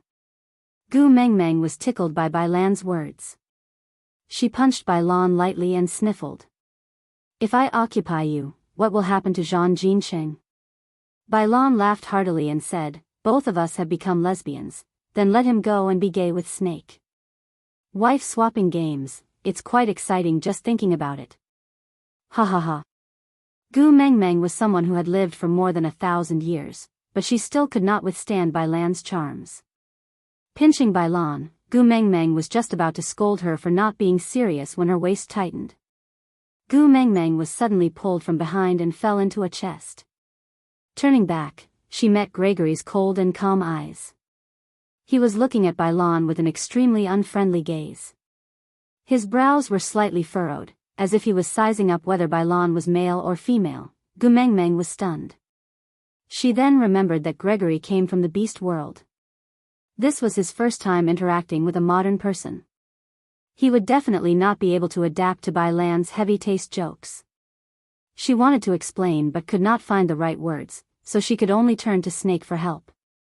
But the moment she saw Snake's face, fine, because of Bai Lan's wife-swapping joke, this old man's face was about to freeze, so he obviously wouldn't help. Gu Mengmeng's current position was a little awkward, because the way Gregory carried her was the same way Elvis carried her in the beast world, supporting his buttocks with one arm, as if he was carrying a child. This was very normal in the beast world, but in the modern world, basically no boyfriend had ever hugged his girlfriend like this. Especially since in everyone's eyes, Snake was Gu Mengmeng's boyfriend, while Gregory was just a bodyguard. This is. Bai Lan's expression was also unfriendly. She had already noticed Gregory just now, but Gu Mengmeng cried the moment she saw him, so she did not have the time to ask.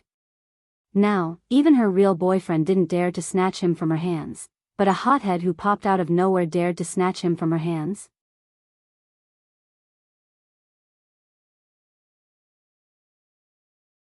Chapter 1636. Gu Mengmeng patted Gregory's shoulder and said, "Put me down first." Gregory's brows were still furrowed and he was obviously on guard against Bailon. Gregory. Gu Mengmeng frowned and her gaze was filled with urgency. Her eyes were still red from crying and Gregory naturally could not bear to make her angry again, so he placed her on the ground but kept his arms around her shoulders and did not allow her to walk over to Bailon. Gu Mengmeng had no choice but to say to Gregory, "This is Bailon, a very important friend to me, just as important as Sandy. Understand?" Gu Mengmeng purposely emphasized on the word very important and even used Sandy as an example. Although Gregory was still frowning, he had retracted his cold aura and just nodded as a form of greeting. Gu Mengmeng knew that Gregory would at least not lay a hand on Bailon and heaved a sigh of relief. She turned to look at Bailon and said, "He is Gregory, he is my..." Gu Mengmeng suddenly bit her own tongue. How should she introduce him? "This is my guardian beast, the kind that can die for me but cannot enter my bed." Gu Mengmeng already felt awkward introducing guardian beasts in the beast world, and now that she was in the present world, she could not bring herself to say it. Pursuer. Snake gave Gu Mengmeng a simple reminder and gave her a suitable phrase.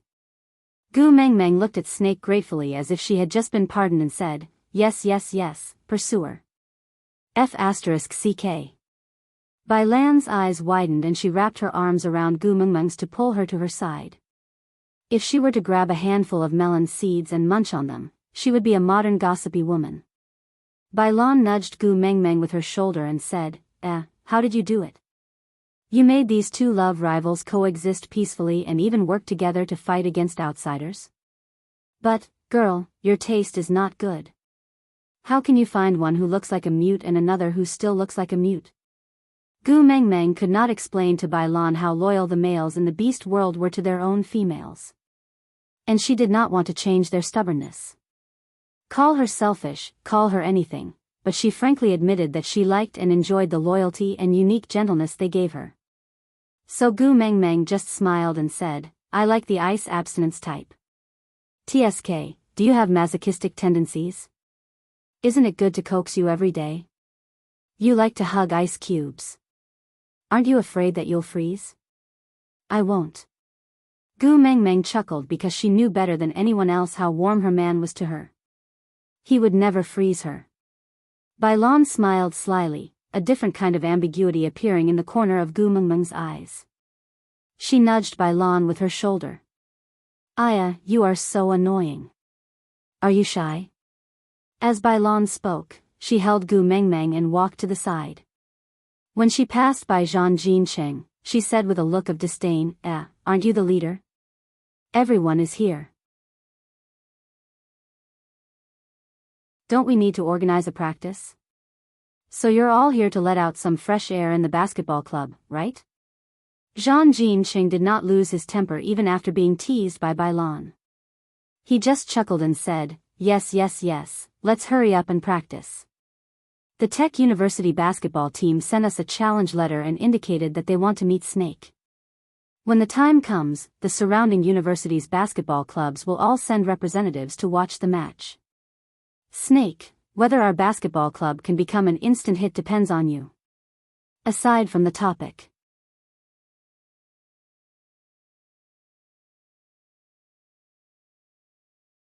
Chapter 1637. Having not touched a basketball for 1,000 years, Snake felt an itch to play, so he entered the changing room to change. Gregory was not a member of the basketball club, but he was tall, well-built and handsome. Zhang Jincheng had thought of pulling him into the basketball club, but Gregory was obviously an enemy of Bailon. He guarded Gu Mengmeng closely and did not spare a single glance at anyone else. This caused Zhang Jincheng to attempt to strike up a conversation several times, only to be met with a nose full of ice. In the end, Zhang Jincheng gave up. And considering that Snake and Gregory were love rivals, for the sake of team harmony, Zhang Jincheng could only give up the idea of recruiting Gregory. And all these psychological activities, other than Zhang Jincheng, no one else noticed. He was the legendary playboy with a lot of inner drama, but no one had an audience. Snake was still very handsome when he played basketball. Gu Mengmeng and Bailon did not chat for long before their eyes were attracted to Snake. Bailon laughed at the side. Good for nothing. Then she gave Gregory a warning look, which probably meant, "Did you see that? The two of them have a good relationship. You'd better know when to back off. Don't ruin their relationship." Gregory could not be bothered with Bai Lan's warning. He just quietly admired Gu Mengmeng, who was looking at Snake with an infatuated look. Did he want to be the one who attracted her gaze? Grace was seriously thinking about this problem. If sweating profusely on the basketball court could make her look at him with such focus and admiration, would he be willing? The answer was yes, he was willing. But when she looked at him like that, he could not return the same focus and would miss out on her expression. Then would he still be willing? He was not willing. He had suppressed motive for 1,000 years, which meant he had missed out on seeing her for 1,000 years. And now, he was not willing to miss out on seeing her again. So what if her gaze was not focused on him? As long as she was in his line of sight, he would feel blissful. After the practice ended, Snake brought Gu Mengmeng and Gregory back to the villa. Snake's sports car only had 2 seats, so a commercial car was temporarily transferred from the 4th Fleet. His sports car was parked directly in the school. Anyway, no one dared to interfere. It was Gregory's first time in a car. He was nervous and uneasy. To comfort him, Gu Mengmeng sat with him in the back seat. Snake was unhappy, but he only said, "So weak." He did not say anything else. Gregory did not refute. If he showed weakness, baby Meng would accompany him and care about him. He did not mind showing weakness all the time. After all, out of the 4 males in the family, he was the only level 3 orc. Gu Mengmeng held on to Gregory's hand and gently patted the back of it. "It's all right, don't be afraid. Snake's driving skills are top-notch. He's an experienced driver. With you here, I'm not afraid," Grace replied with a gentle smile. It would be an exaggeration to say that he was afraid. It was just that riding in a car was too novel, and Gregory was a little nervous. Fortunately, Snake drove home smoothly and did not deliberately speed to scare Gregory. The moment she alighted, Gu Mengmeng's phone rang. The caller ID indicated that it was Bai Lan. Gu Mengmeng didn't think much and directly picked it up. "Hello, Bai Lan. You miss me so soon." Gu Mengmeng's joke was met with a creepy sneer on the other end of the phone. That sneer was modified by a voice changer.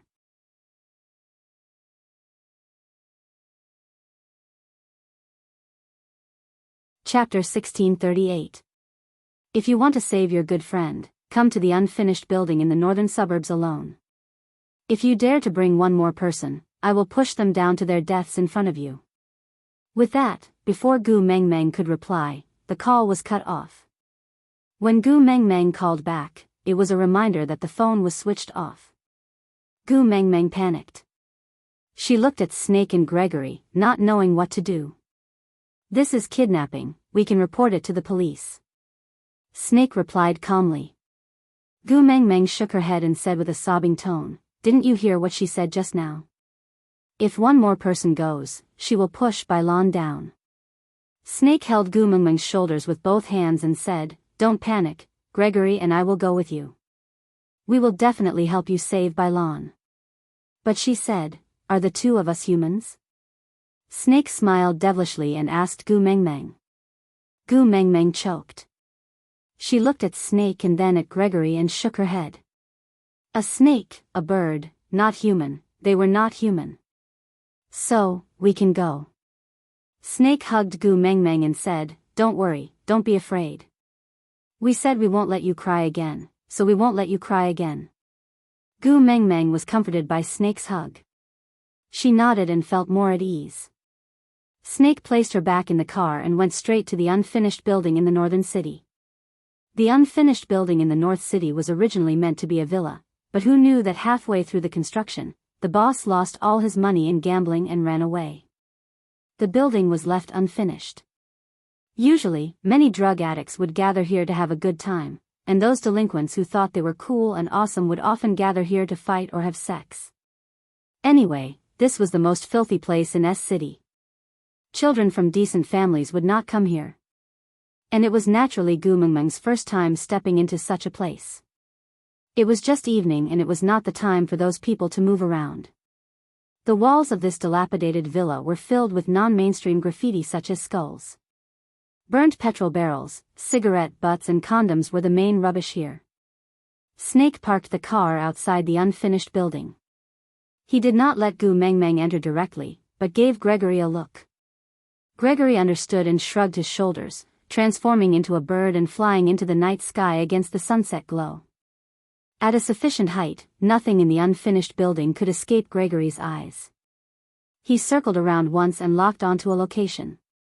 He flew back to Mengmeng's side and said, "In that building, I saw the shoes that Zhang Jinqing wore today. There's smoke coming from the 4th floor, but it doesn't seem like a bonfire because it's very thin and faint." "Alright, then I'm going in." Snake smiled and said, "Tu Meng, who are you going to call to help you later?" Gu Mengmeng pushed Snake and said, "Bailan is still inside, I am not in the mood to joke around." Snake hooked Gu Mengmeng's chin and said, "I'm not joking either. I admit that I lost to Elvis, but if you dare to be the last to call me, I will eat them." Gu Mengmeng was really speechless. She could only nod and say, all right, I got it. I'm going in first." Snake leaned against the car door and waved his hand, saying, "Go on, Pikachu."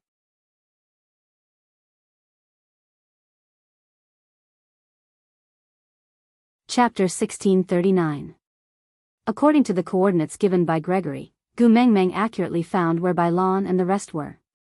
Looking up, she saw a vulture hovering above her head at a height of 6,000 meters. She did not even need to think to know who it was. Gregory's speed was extremely fast, and he would only need about 4 seconds to dive down.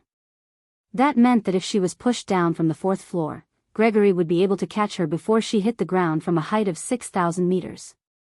So, what was there to be afraid of? Gu Mengmeng hummed a tune as she walked step by step to the bottom of the villa. The shape of the walls had already been completed, but it was still rough. There were no windows or doors, and there were no handrails for the stairs. It looked tattered, and it was hard to imagine that this was originally a high-end residential area targeted at the wealthiest people. There were no obstructions along the way to the 4th floor, but having lived in the beast world for so many years, Gu Mengmeng still had some of the sharp senses of an orc. Of course, it was not as sharp as Elvis, Leah and Snake, but she still had the basic ability to sense things. There seemed to be 5 or 6 people lying in ambush around the villa. From the moment she entered the villa, they quietly followed behind her. When she went up to the 2nd floor, one of the 5 or 6 people stayed behind to guard the door, probably to keep a lookout, while the rest followed her upstairs. Obviously, they were afraid that she would run away, and were prepared to surround her.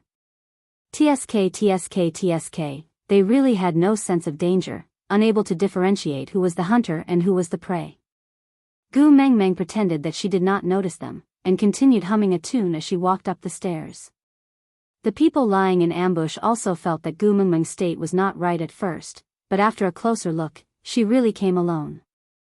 The man who sent her here was standing by the roadside, and did not enter the estate with her at all. So they analyzed Gu Mengmeng's humming posture as she walked up the stairs to boost her courage, pretending to be calm and acting mysterious. When she reached the 4th floor, she saw Bailan and Zhang Jinqing tied to a folding chair, back to back. Their arms were tied together, and it was impossible for them to help each other untie the ropes. Both of their legs were tied to the legs of the chair, and the edges of the ropes were stained with blood, showing how tightly they were tied. 2 people who couldn't move were suspended in the air by iron chains. The chains swayed slightly and made a sharp and ear-piercing sound. Gu Mengmeng frowned and her heart twitched. When she first went to the beast world, she felt that the sharp claws and fangs of the orcs were too scary, but when she returned to the modern world, she understood. When humans are ruthless, they are much scarier than ferocious beasts. Gu Mengmeng. Bailan's face was covered in blood and she could not open her eyes. She could vaguely make out a figure and called out in a weak voice. Gu Mengmeng frowned and chuckled, replying, "Yeah, Bailan, I'm here to save you, don't be afraid. That sentence was like pouring a bowl of water into a boiling pot of oil. Bailon immediately struggled and shouted with all her might, "Run! You idiot! What are you doing here? Don't you know how to call the police? She asked you to come, so you came. Run! Run back immediately."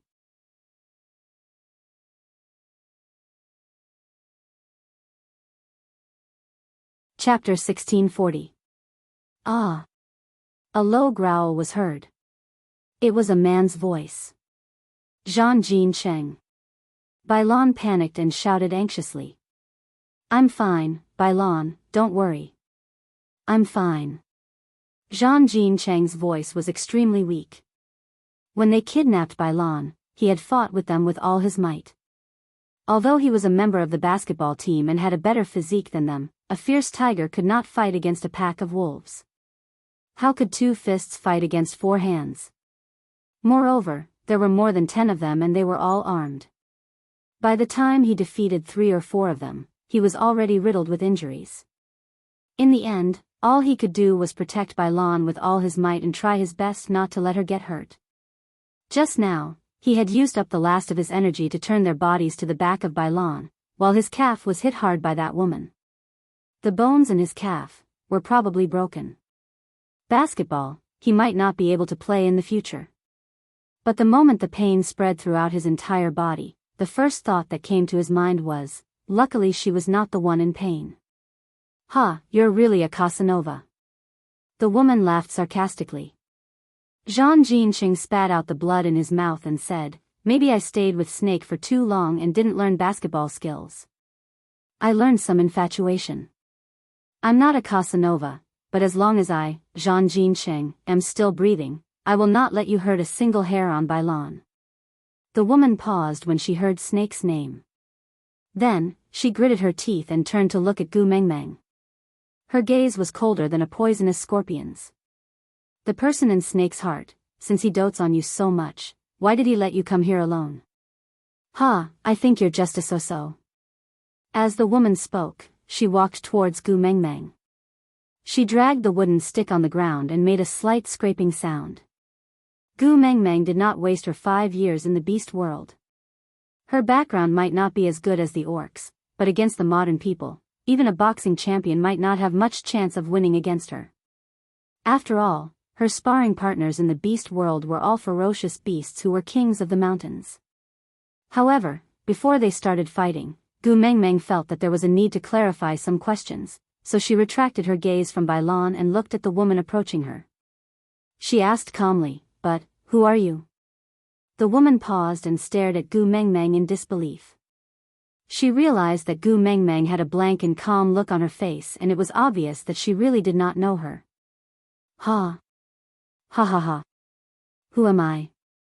You ruined my family, and now you're asking me who I am? Ha ha ha!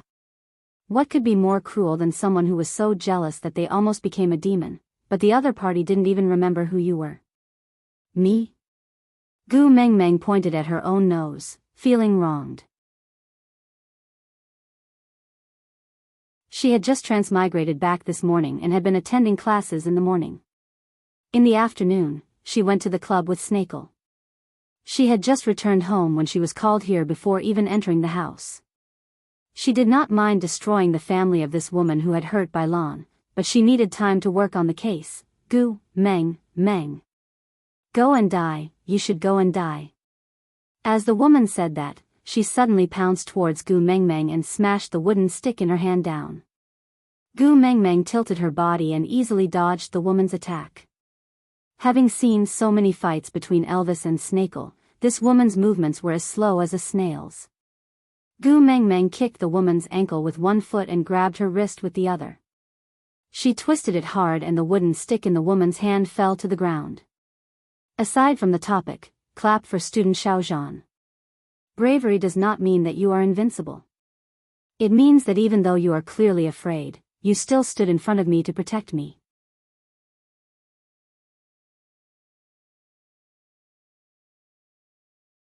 Chapter 1641. Gu Mengmeng caught the wooden stick and slung it over her shoulder. As she smiled sideways, the woman fell to the ground like a dog eating sh*t. Gu Mengmeng even gave her a person with a wicked sense of humor. Bam! Ah! The woman screamed. She covered her wound with one hand and curled up on the ground, not daring to move. Yes, her wrist holding the wooden stick was crushed by Gu Mengmeng. Gu Mengmeng really did not do it on purpose. She just wanted to snatch the wooden stick from her hand, but, she did not control her strength properly. This was an accident, really an accident. But even though it was an accident, Gu Mengmeng did not feel apologetic. She had beaten up Bai Lan and Zhang Jinqing so badly. Even if she killed her now, it would not be enough to appease her hatred. What more, breaking a wrist? After fiddling with the wooden stick for a while, Gu Mengmeng felt bored and directly threw it out of the windowsill. A wave of scolding came from downstairs. Gu Mengmeng thought she might have hit the one on the lookout downstairs. This was just a coincidence, really. Even if she had aimed, she would not have been able to throw it so accurately. Gu Mengmeng smiled awkwardly. Then, she walked towards Bai Lan and Zhang Jinqing, wanting to undo the metal chains binding them. Bai Lan was so shocked by Gu Mengmeng's move that she could not speak for a long time. When she saw that crazy woman pouncing towards Gu Mengmeng, her heart almost jumped out of her throat. But seeing how Gu Mengmeng easily neutralized the woman's attack and flipped her over in the blink of an eye, Bai Lan finally heaved a sigh of relief. She looked at Gu Mengmeng, who was walking towards her, and said, "You're really good. You hid your strength well." Even I was fooled, Gu Mengmeng smiled without saying a word. How was she going to explain? Say that she had transmigrated to another world and lived with werewolves, foxes, and snakes for a few years, so her skills improved by leaps and bounds, comparable to Tarzan of the Apes? As long as Bai Lan was not crazy, she would not believe it. Chick! Gu Mengmeng had just touched the metal chains when a ruffian's voice sounded from behind her. Gu Mengmeng turned back. The scene was rather unbearable. The woman whose wrist was crushed by Gu Mengmeng was dragged behind a barrel of gasoline to perform some indescribable acts. The man would pinch her injured wrist from time to time and become even more excited as he listened to her miserable cries. The man who called out to Gu Mengmeng seemed to be used to it. But when he saw Gu Mengmeng's gaze, he scolded in a joking manner, "Tisk, can't you wait till you are done with your business before getting high? You can't even hold it in for a while, trash." Brother Meng, it's time for him to eat, so he added some food. "Don't bother about them, let's get down to business." A lackey came forward and whispered into Brother Meng's ear. "Is it time for dinner?" "It's only 5:00. What time for dinner?" Gu Mengmeng was stunned for a moment.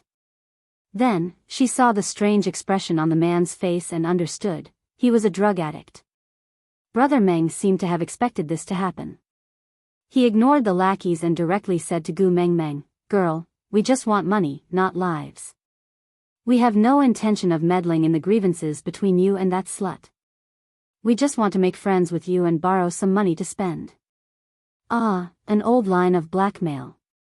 TSK, what era was this? Korean dramas were already about amnesia, car accidents and leukemia. Yet, they still wanted to make friends and borrow some money? Not even changing their tactics.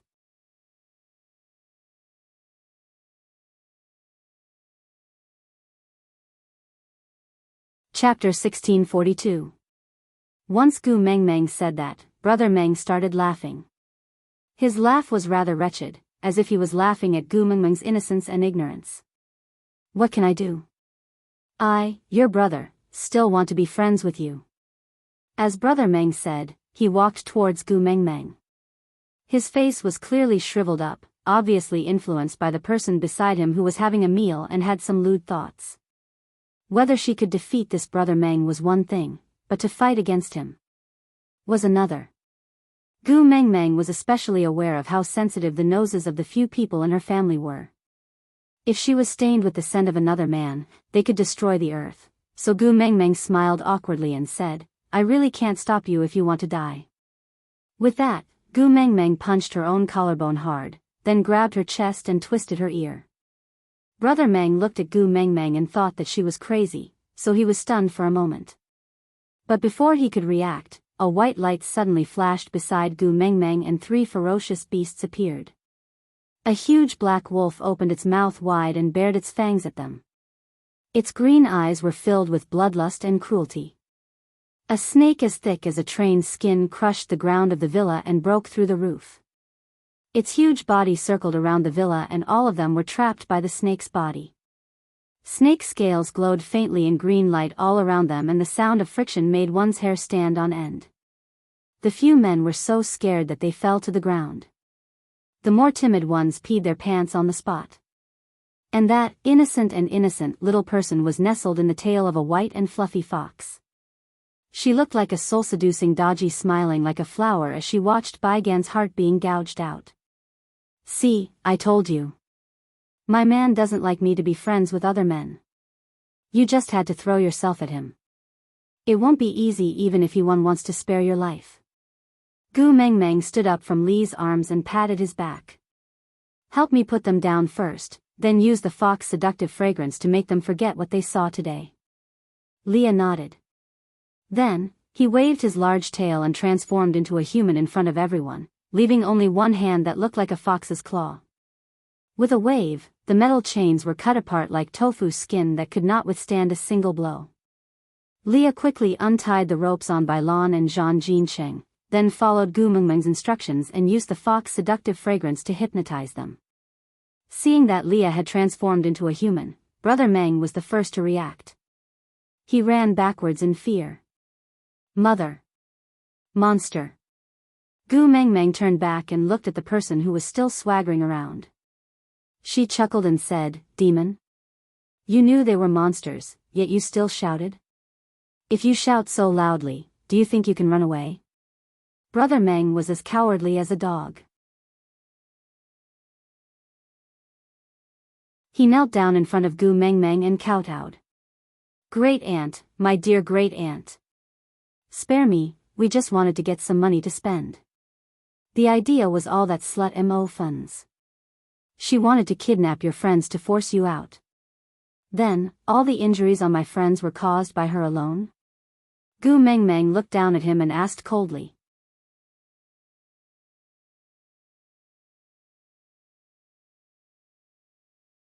Chapter 1643. Leah did not do anything else in Europe for the past week, just researching on medical skills. He knew that he had to wait for Gu Mengmeng to find him or call him over, but if he did nothing and just waited, he would go crazy, so he shifted all his attention to his studies. He did not allow himself to have a moment of leisure, which resulted in the results of his 7 days of study being very obvious. Coupled with his own medical foundation, he quickly diagnosed Zhang Jincheng's injuries. It's not convenient for me to check on that little female, but this male, his leg is broken, 4 of his ribs are broken, his head is obviously injured, there are 27 external injuries on his body and 19 bruises. Using your words here, it's called a body with cuts and bruises all over, right? Gu Mengmeng chuckled. Good, very good. Gu Mengmeng waved at Elvis, calling him to her side. She wrapped her arms around Elvis's neck gently. You don't have to do anything to these trash, even biting them to death would dirty your mouth. Yes, yes, yes. Great aunt, you're really right. Brother Meng had long been scared out of his wits by Elvis's green eyes. The pressure from staring at a ferocious beast was really not something to joke about. Gu Mengmeng pointed at the few people lying on the ground. The few of you, listen up. Out of everyone here, I will only allow one person to leave alive. You guys, do as you see fit. Upon hearing that, the gangsters only took 2 to 3 seconds to react.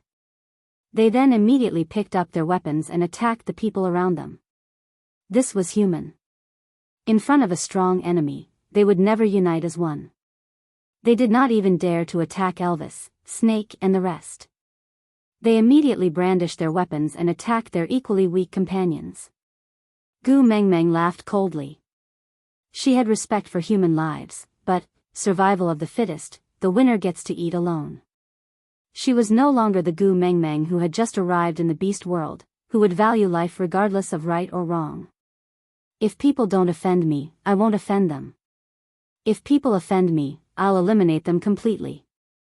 The gangsters, who were in a frenzy of killing, each attack was more ruthless than the previous one. After about 20 minutes, the scene where there were more than 10 people just now had turned into a bloody mess. He looked at Gu Mengmeng and said, I survived, can I go now? Gu Mengmeng recognized him. He was the lackey who had been following Brother Meng just now. He seemed to have a good relationship with Brother Meng, so Brother Meng trusted him very much. When the fight started, he even stuck his back to him, planning to work together to save his life. But Brother Meng definitely didn't expect that the first blow that landed on his head was from his lackey. Gu Mengmeng nodded and made a please gesture. The lackey took 2 steps back and stopped beside Snake's body.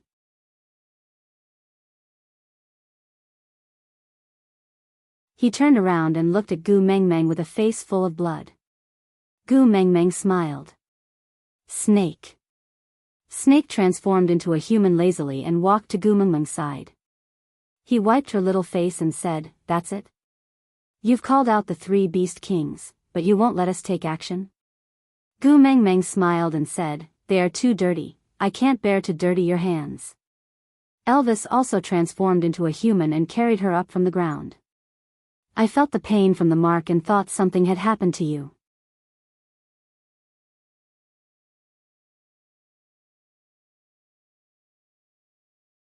Chapter 1644.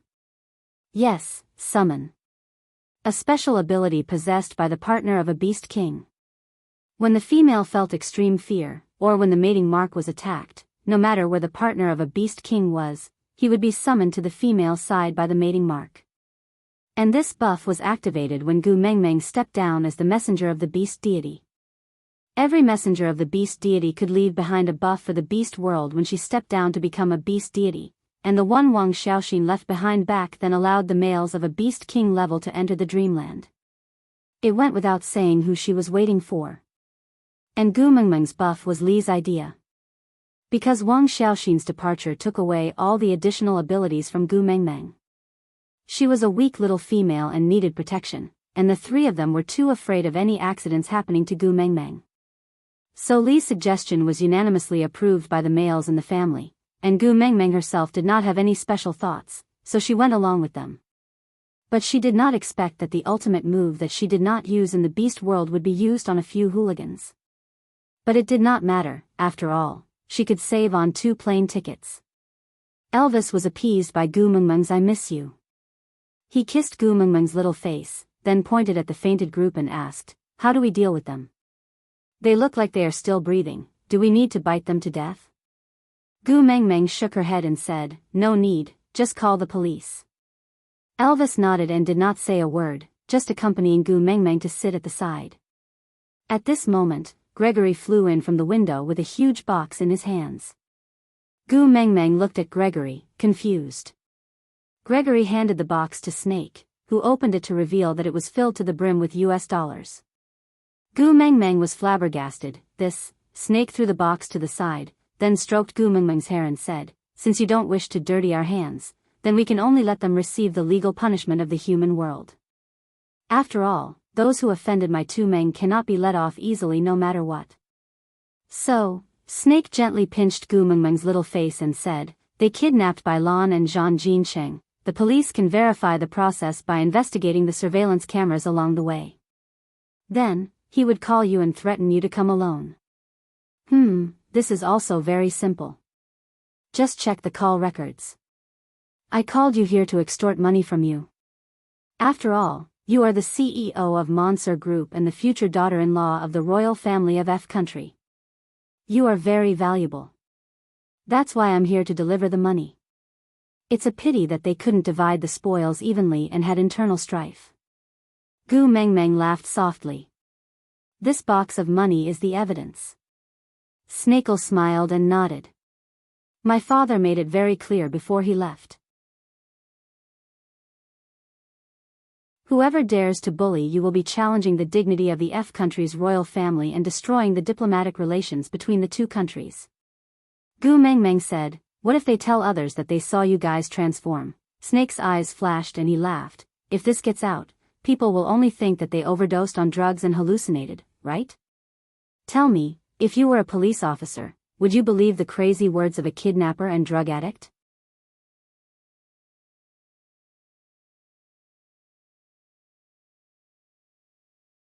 Chapter 1645. To be honest, as a modern local, Gu Mengmeng was not as knowledgeable as an outsider like Snake. Or rather, Gu Mengmeng was a commoner living at the bottom of society. Even if she was as scheming as Snake, she would not be able to produce such a huge box of US dollars as evidence. She would also not be able to use the word diplomatic relations to force the government to settle this matter according to their wishes. All the hooligans would not be able to escape from forced detoxification and jail time. But, Gu Mengmeng's gaze landed on the woman who was curled up behind the barrel of gasoline. Her body was covered in bruises and her clothes could not cover her body. Her messy hair and bloodstains at the corner of her lips were all signs of what she had just experienced. The wrist that was crushed by Gu Mengmeng was dangling at a weird angle on her knee. Her pupils were dilated and it was obvious that she was frightened by the scene just now. Come to think of it, if it was anyone else, they would also be frightened. Didn't Gu Mengmeng faint on the spot the first time she saw Snake's original body?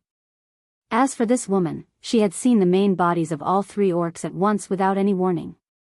She was already very courageous to just stand there blankly and not die on the spot. You don't remember her? Snake followed Gu Mengmeng's gaze and asked. Gu Mengmeng did not answer Snake's question. Instead, she turned to look at Snake and asked in confusion, should I know her? Snake chuckled and said, you must not have been paying attention when you were watching television with Wang Xiaoxin. Gu Mengmeng's face was wooden and she did not reply. Snake said, during the gathering after the press conference, the one who locked you in the toilet and splashed a basin of water on you. Yes, Snake had completely forgotten about the incident where Gu Mengmeng straddled her and slapped her. He only remembered that this woman bullied his Tu Meng. Now that Snake mentioned it, Gu Mengmeng remembered that it had indeed happened. But, she was the one who provoked me first. I only slapped her a few times. Did she have to kidnap Bailan to kill me? Gu Mengmeng was confused. Snake took out his cell phone from his pocket and opened a few popular news websites. He searched for news related to the MO group and passed it to Gu Mengmeng. Gu Mengmeng swiped her cell phone twice and her facial features turned on the emoji pack mode. She grimaced as she read a few of the headlines, then looked at Snake and asked, these were made by you? Snake shook his head, determined not to take the blame. It's not me, it's the assistant who did it. But the result is still satisfactory. This assistant can be promoted, get a raise, and get a good car. Gu Mengmeng rubbed her temples, feeling a headache coming on. How should I put it? It wasn't that she was a saint, but at the end of the day, this young lady of the MO family was just a little arrogant and willful. She had poured a basin of water over her head, that was all. Moreover, she immediately fought back. Strictly speaking, she really did not suffer any losses. It was indeed wrong of Mo Fen to capture Bailan and Zhang Jincheng and beat them up, but it was also because of Snake's ruthlessness. No one could say who was right and who was wrong. It was a complete mess.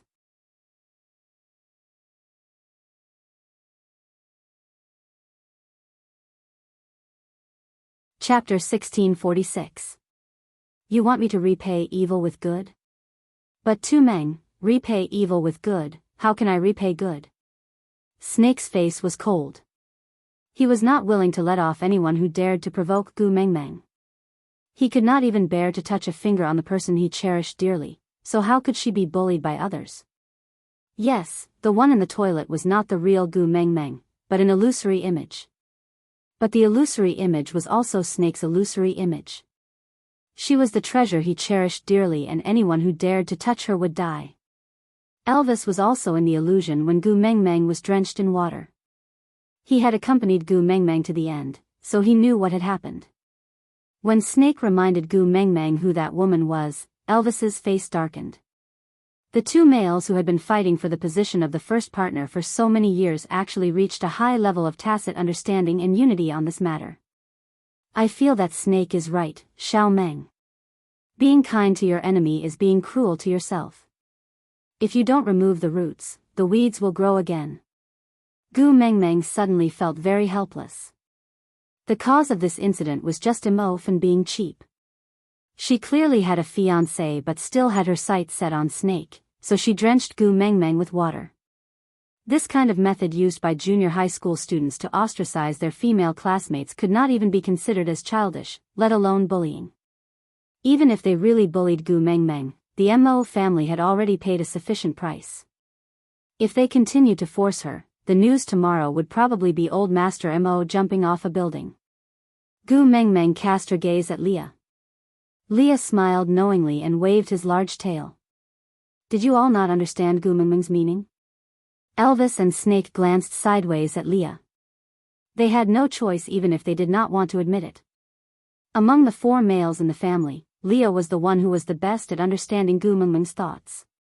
Leah swayed his large tail as he walked to Gu Mengmeng's side. As he placed his tail into her arms, he smiled slyly at Mo and said, that Mo family should have been completely suppressed by you to the point where they have nowhere else to go, unable to withstand a single blow, and are just waiting for death? They must have lost all hope and given up struggling, waiting for death to come. Snake nodded. The Fan family was the last hope of the Mo family, but what Fan Yuanbin did was too extreme. That was practically the last straw that broke the camel's back. Now, the Mo family was just waiting for death as Leah had described. Even if there was still half a day of hope, Mo wouldn't dare to do such a thing. This was clearly an act of mutual destruction. Stupid, but also sad.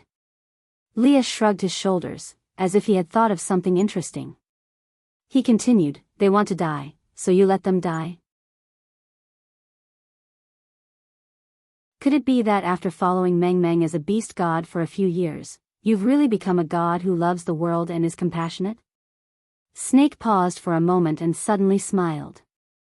The corners of his lips curled upwards as he said, you bullied my 2 Meng.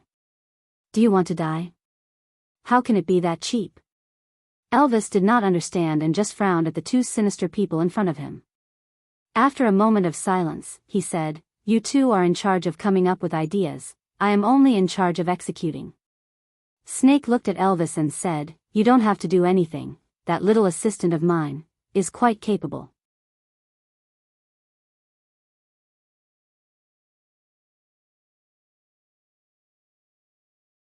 Chapter 1647.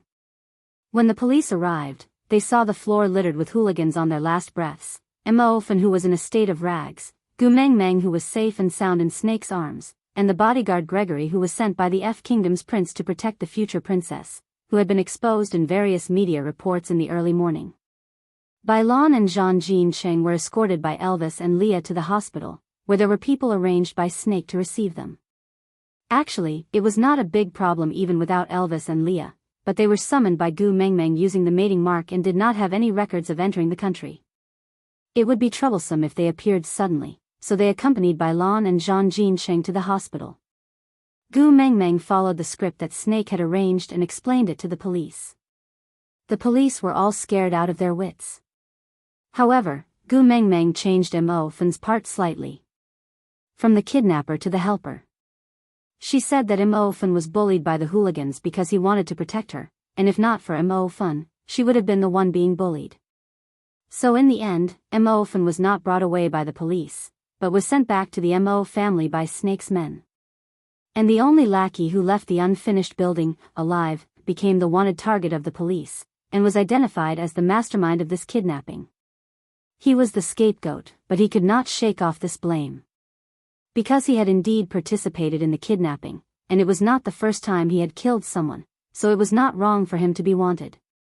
And the video of Mo kidnapping by Lan and Zhang Jincheng was also sent back to the Mo family. These videos were all taken down by Snake, and other than Snake, the police did not have a single one in their hands. Only Gu Mengmeng and Snake's confession could be used as evidence. There was no choice, because the words of those hooligans after they woke up could not be trusted. What giant wild wolf, Snake as thick as a trained skin, TSK, their brains were really full of holes from all the drugs they drank. None of them were normal. In the end, they were all sent to the drug rehabilitation center for forced detoxification. And old Master Mo did not even wait for the next day. That very night, he led a group of men and women from the Mo family to the villa Gu Mengmeng was staying in. Snake did not seem to be surprised at all. He just sat on the main seat of the sofa like a king, playing with Gu Mengmeng's fingers out of boredom, leaving the entire Mo family standing in front of him at a loss of what to do. With a plop, old Master Mo's body bent and he directly knelt on the ground, saying, "Since you're willing to bury that vile spawn's deeds and protect her by sending her back to the Mo clan, it's clear that you don't really intend to exterminate the Mo clan. As long as you can leave a way out for our family, no matter what you want to do, we won't say anything." Gu Mengmeng felt extremely uncomfortable being kneeled by someone who could be her grandfather. She wanted to help Grandfather Mo up, but Snake held her waist and whispered into her ear, "In front of me, he doesn't have the right to flaunt his seniority. You are my woman. You have a very high status." Gu Mengmeng kept quiet. Snake should be 2,000 years old by now. In front of him, old Master Mo, who was over 70 years old, could be called a little fresh meat. But this little fresh meat had the face of an old man. Gu Mengmeng still felt uncomfortable.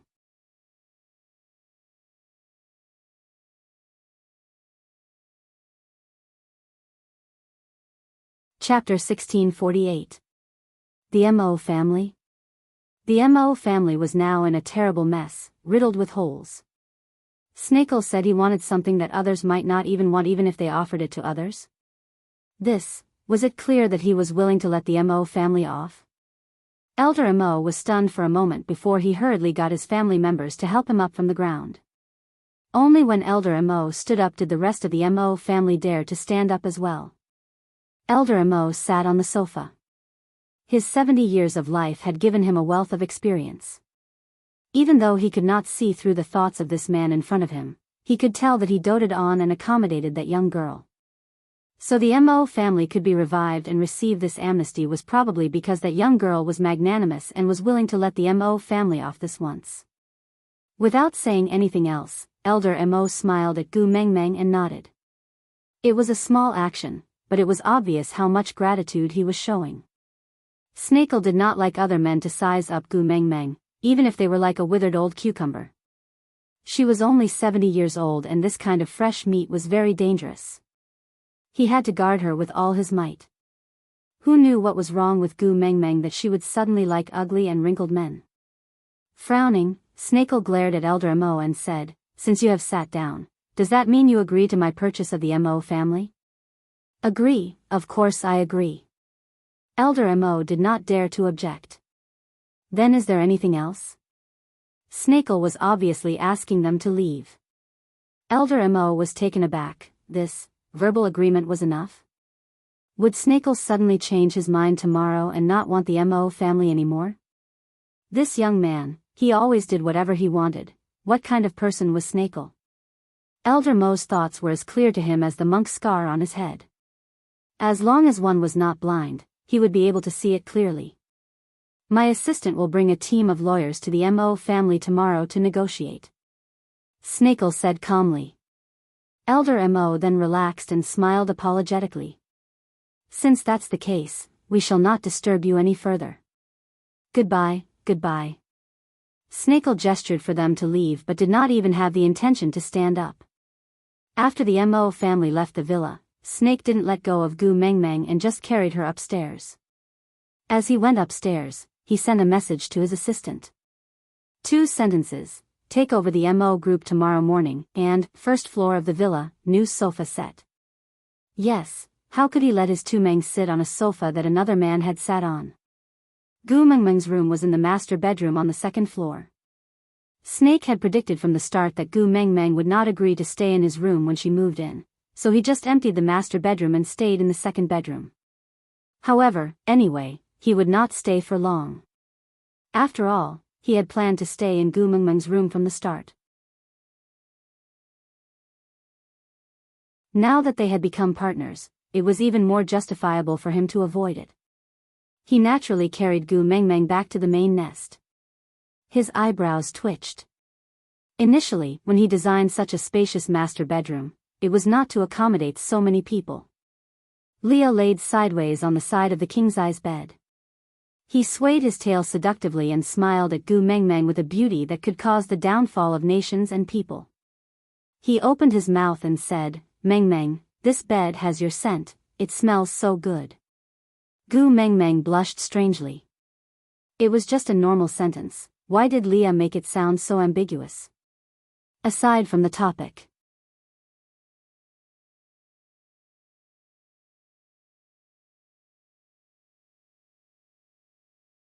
Chapter 1649.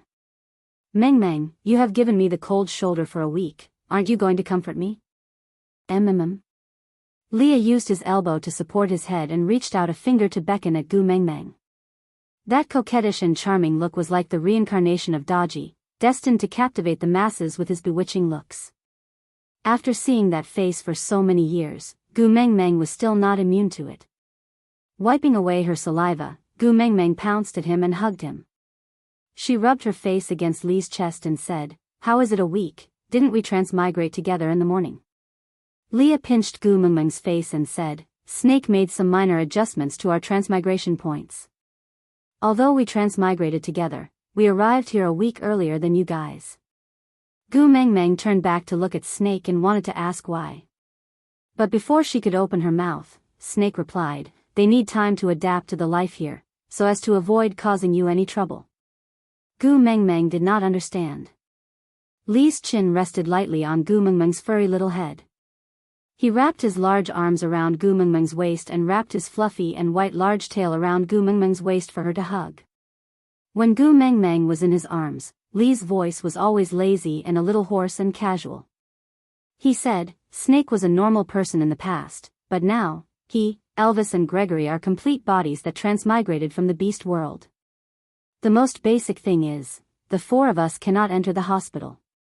So this week, I improved the medical skills I learned from the television to ensure that I can handle any special situation." Gu Mengmeng glanced sideways at Leah with some heartache. Her small hands caressed Li's face and she said, "Actually, you don't have to work so hard." She did not want to admit it, but this was just an illusion. If there was an emergency, they could leave any time. That grassland was now their stability in the modern world. Leah knew what Gu Mengmeng was thinking.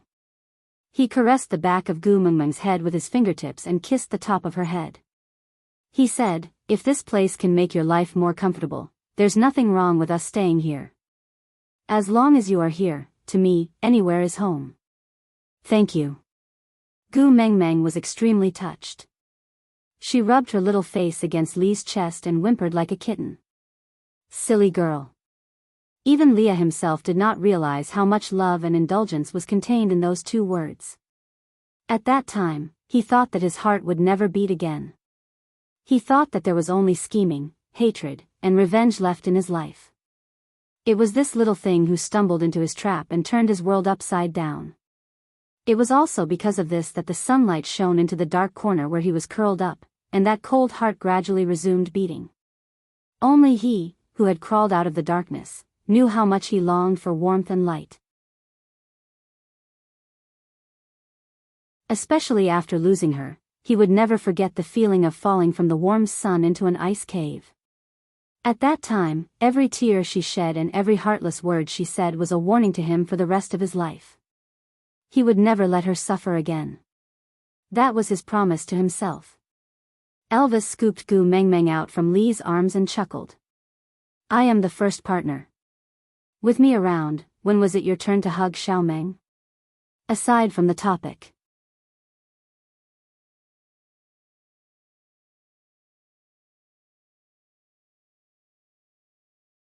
Chapter 1650. Leah rolled his eyes at Elvis in a tsundere manner and snorted. Without saying anything else, he rolled around on the bed and hugged Gu Mengmeng's pillow to take a deep breath.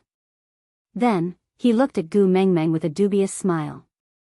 Elvis placed Gu Mengmeng on the chair beside the dressing table and looked at her reflection in the mirror. "I saw it in Europe, do you like it?" Gu Mengmeng tilted her head and saw a European bronze wooden comb in Snake's hands. She smiled and asked, "Why did you think of giving me a wooden comb?" Elvis said, "When we went to Sauder to participate in the beauty pageant the first year, you said you wanted a rhinoceros horn comb. It's a pity you didn't even make one after breaking off so many beast horns from Oriton." If Elvis had not mentioned this, Gu Meng Meng would have long forgotten about it. But looking at Elvis's expression, it was obvious that he had kept it in his heart and felt that he had disappointed Gu Meng Meng. Gu Meng Meng smiled and took the comb from Elvis. "It's very pretty. I like it very much. Thank you. Let me help you comb your hair." Elvis's gaze was gentle. Gu Meng Meng nodded and sat down obediently. Snake leaned against the door and watched Elvis comb Gu Meng Meng's hair. He asked with a faint smile, "Did you buy this comb? Do you have money?" Gu Meng Meng clearly felt Elvis pause in his combing action. He suddenly looked up at Snake and then back at Gu Meng Meng. His face was filled with confusion. Gu Meng Meng's heart skipped a beat. "That. Elvis, don't tell me you took it from someone else without paying?" "That's right. How could there be a concept of buying and selling in the beast world? If I like it, I will just snatch it. If you are not happy, you can snatch it back." Elvis shook his head and said, "The money was paid by someone else." "Someone else?" Gu Meng Meng caught onto an important point and asked in confusion. Elvis nodded and said, "There was a male who had a lot of these combs. I challenged him and said that if I won, he would give me this comb, but he rejected." "And then?" Gu Meng Meng's heart was in her throat. How could a modern man withstand a beating from a beast king like Elvis?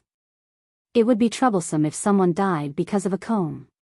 Elvis said, "Then another male walked over and said that if I fought with his men, regardless of the outcome, he would give me this comb. I agreed." Gu Meng Meng's face was filled with confusion. There were still such warmongers in the modern world? "Fight me, and I'll give you a wooden comb?" What kind of godly development was this? But Snake just smiled, looking as if he knew it all too well. He asked, "Lost or won?" Elvis frowned and said, "The males in this world can't take a beating." Gu Meng Meng stood up immediately and grabbed onto Elvis's arm with both her hands, asking, "Hubby, did you beat someone to death?" Elvis shook his head and said, "He didn't die, he just broke an arm." "Did you show your original form?" Gu Meng Meng asked. Elvis shook his head and said, "He punched me, so I grabbed his wrist and wanted to throw him out. The moment I threw him, his arm broke. I don't know either, he looked quite strong, but why are his bones so soft? One pull and it broke." You're tuning into the Romantic Tales YouTube channel. Don't forget to subscribe and join us on this journey to catch the most captivating stories.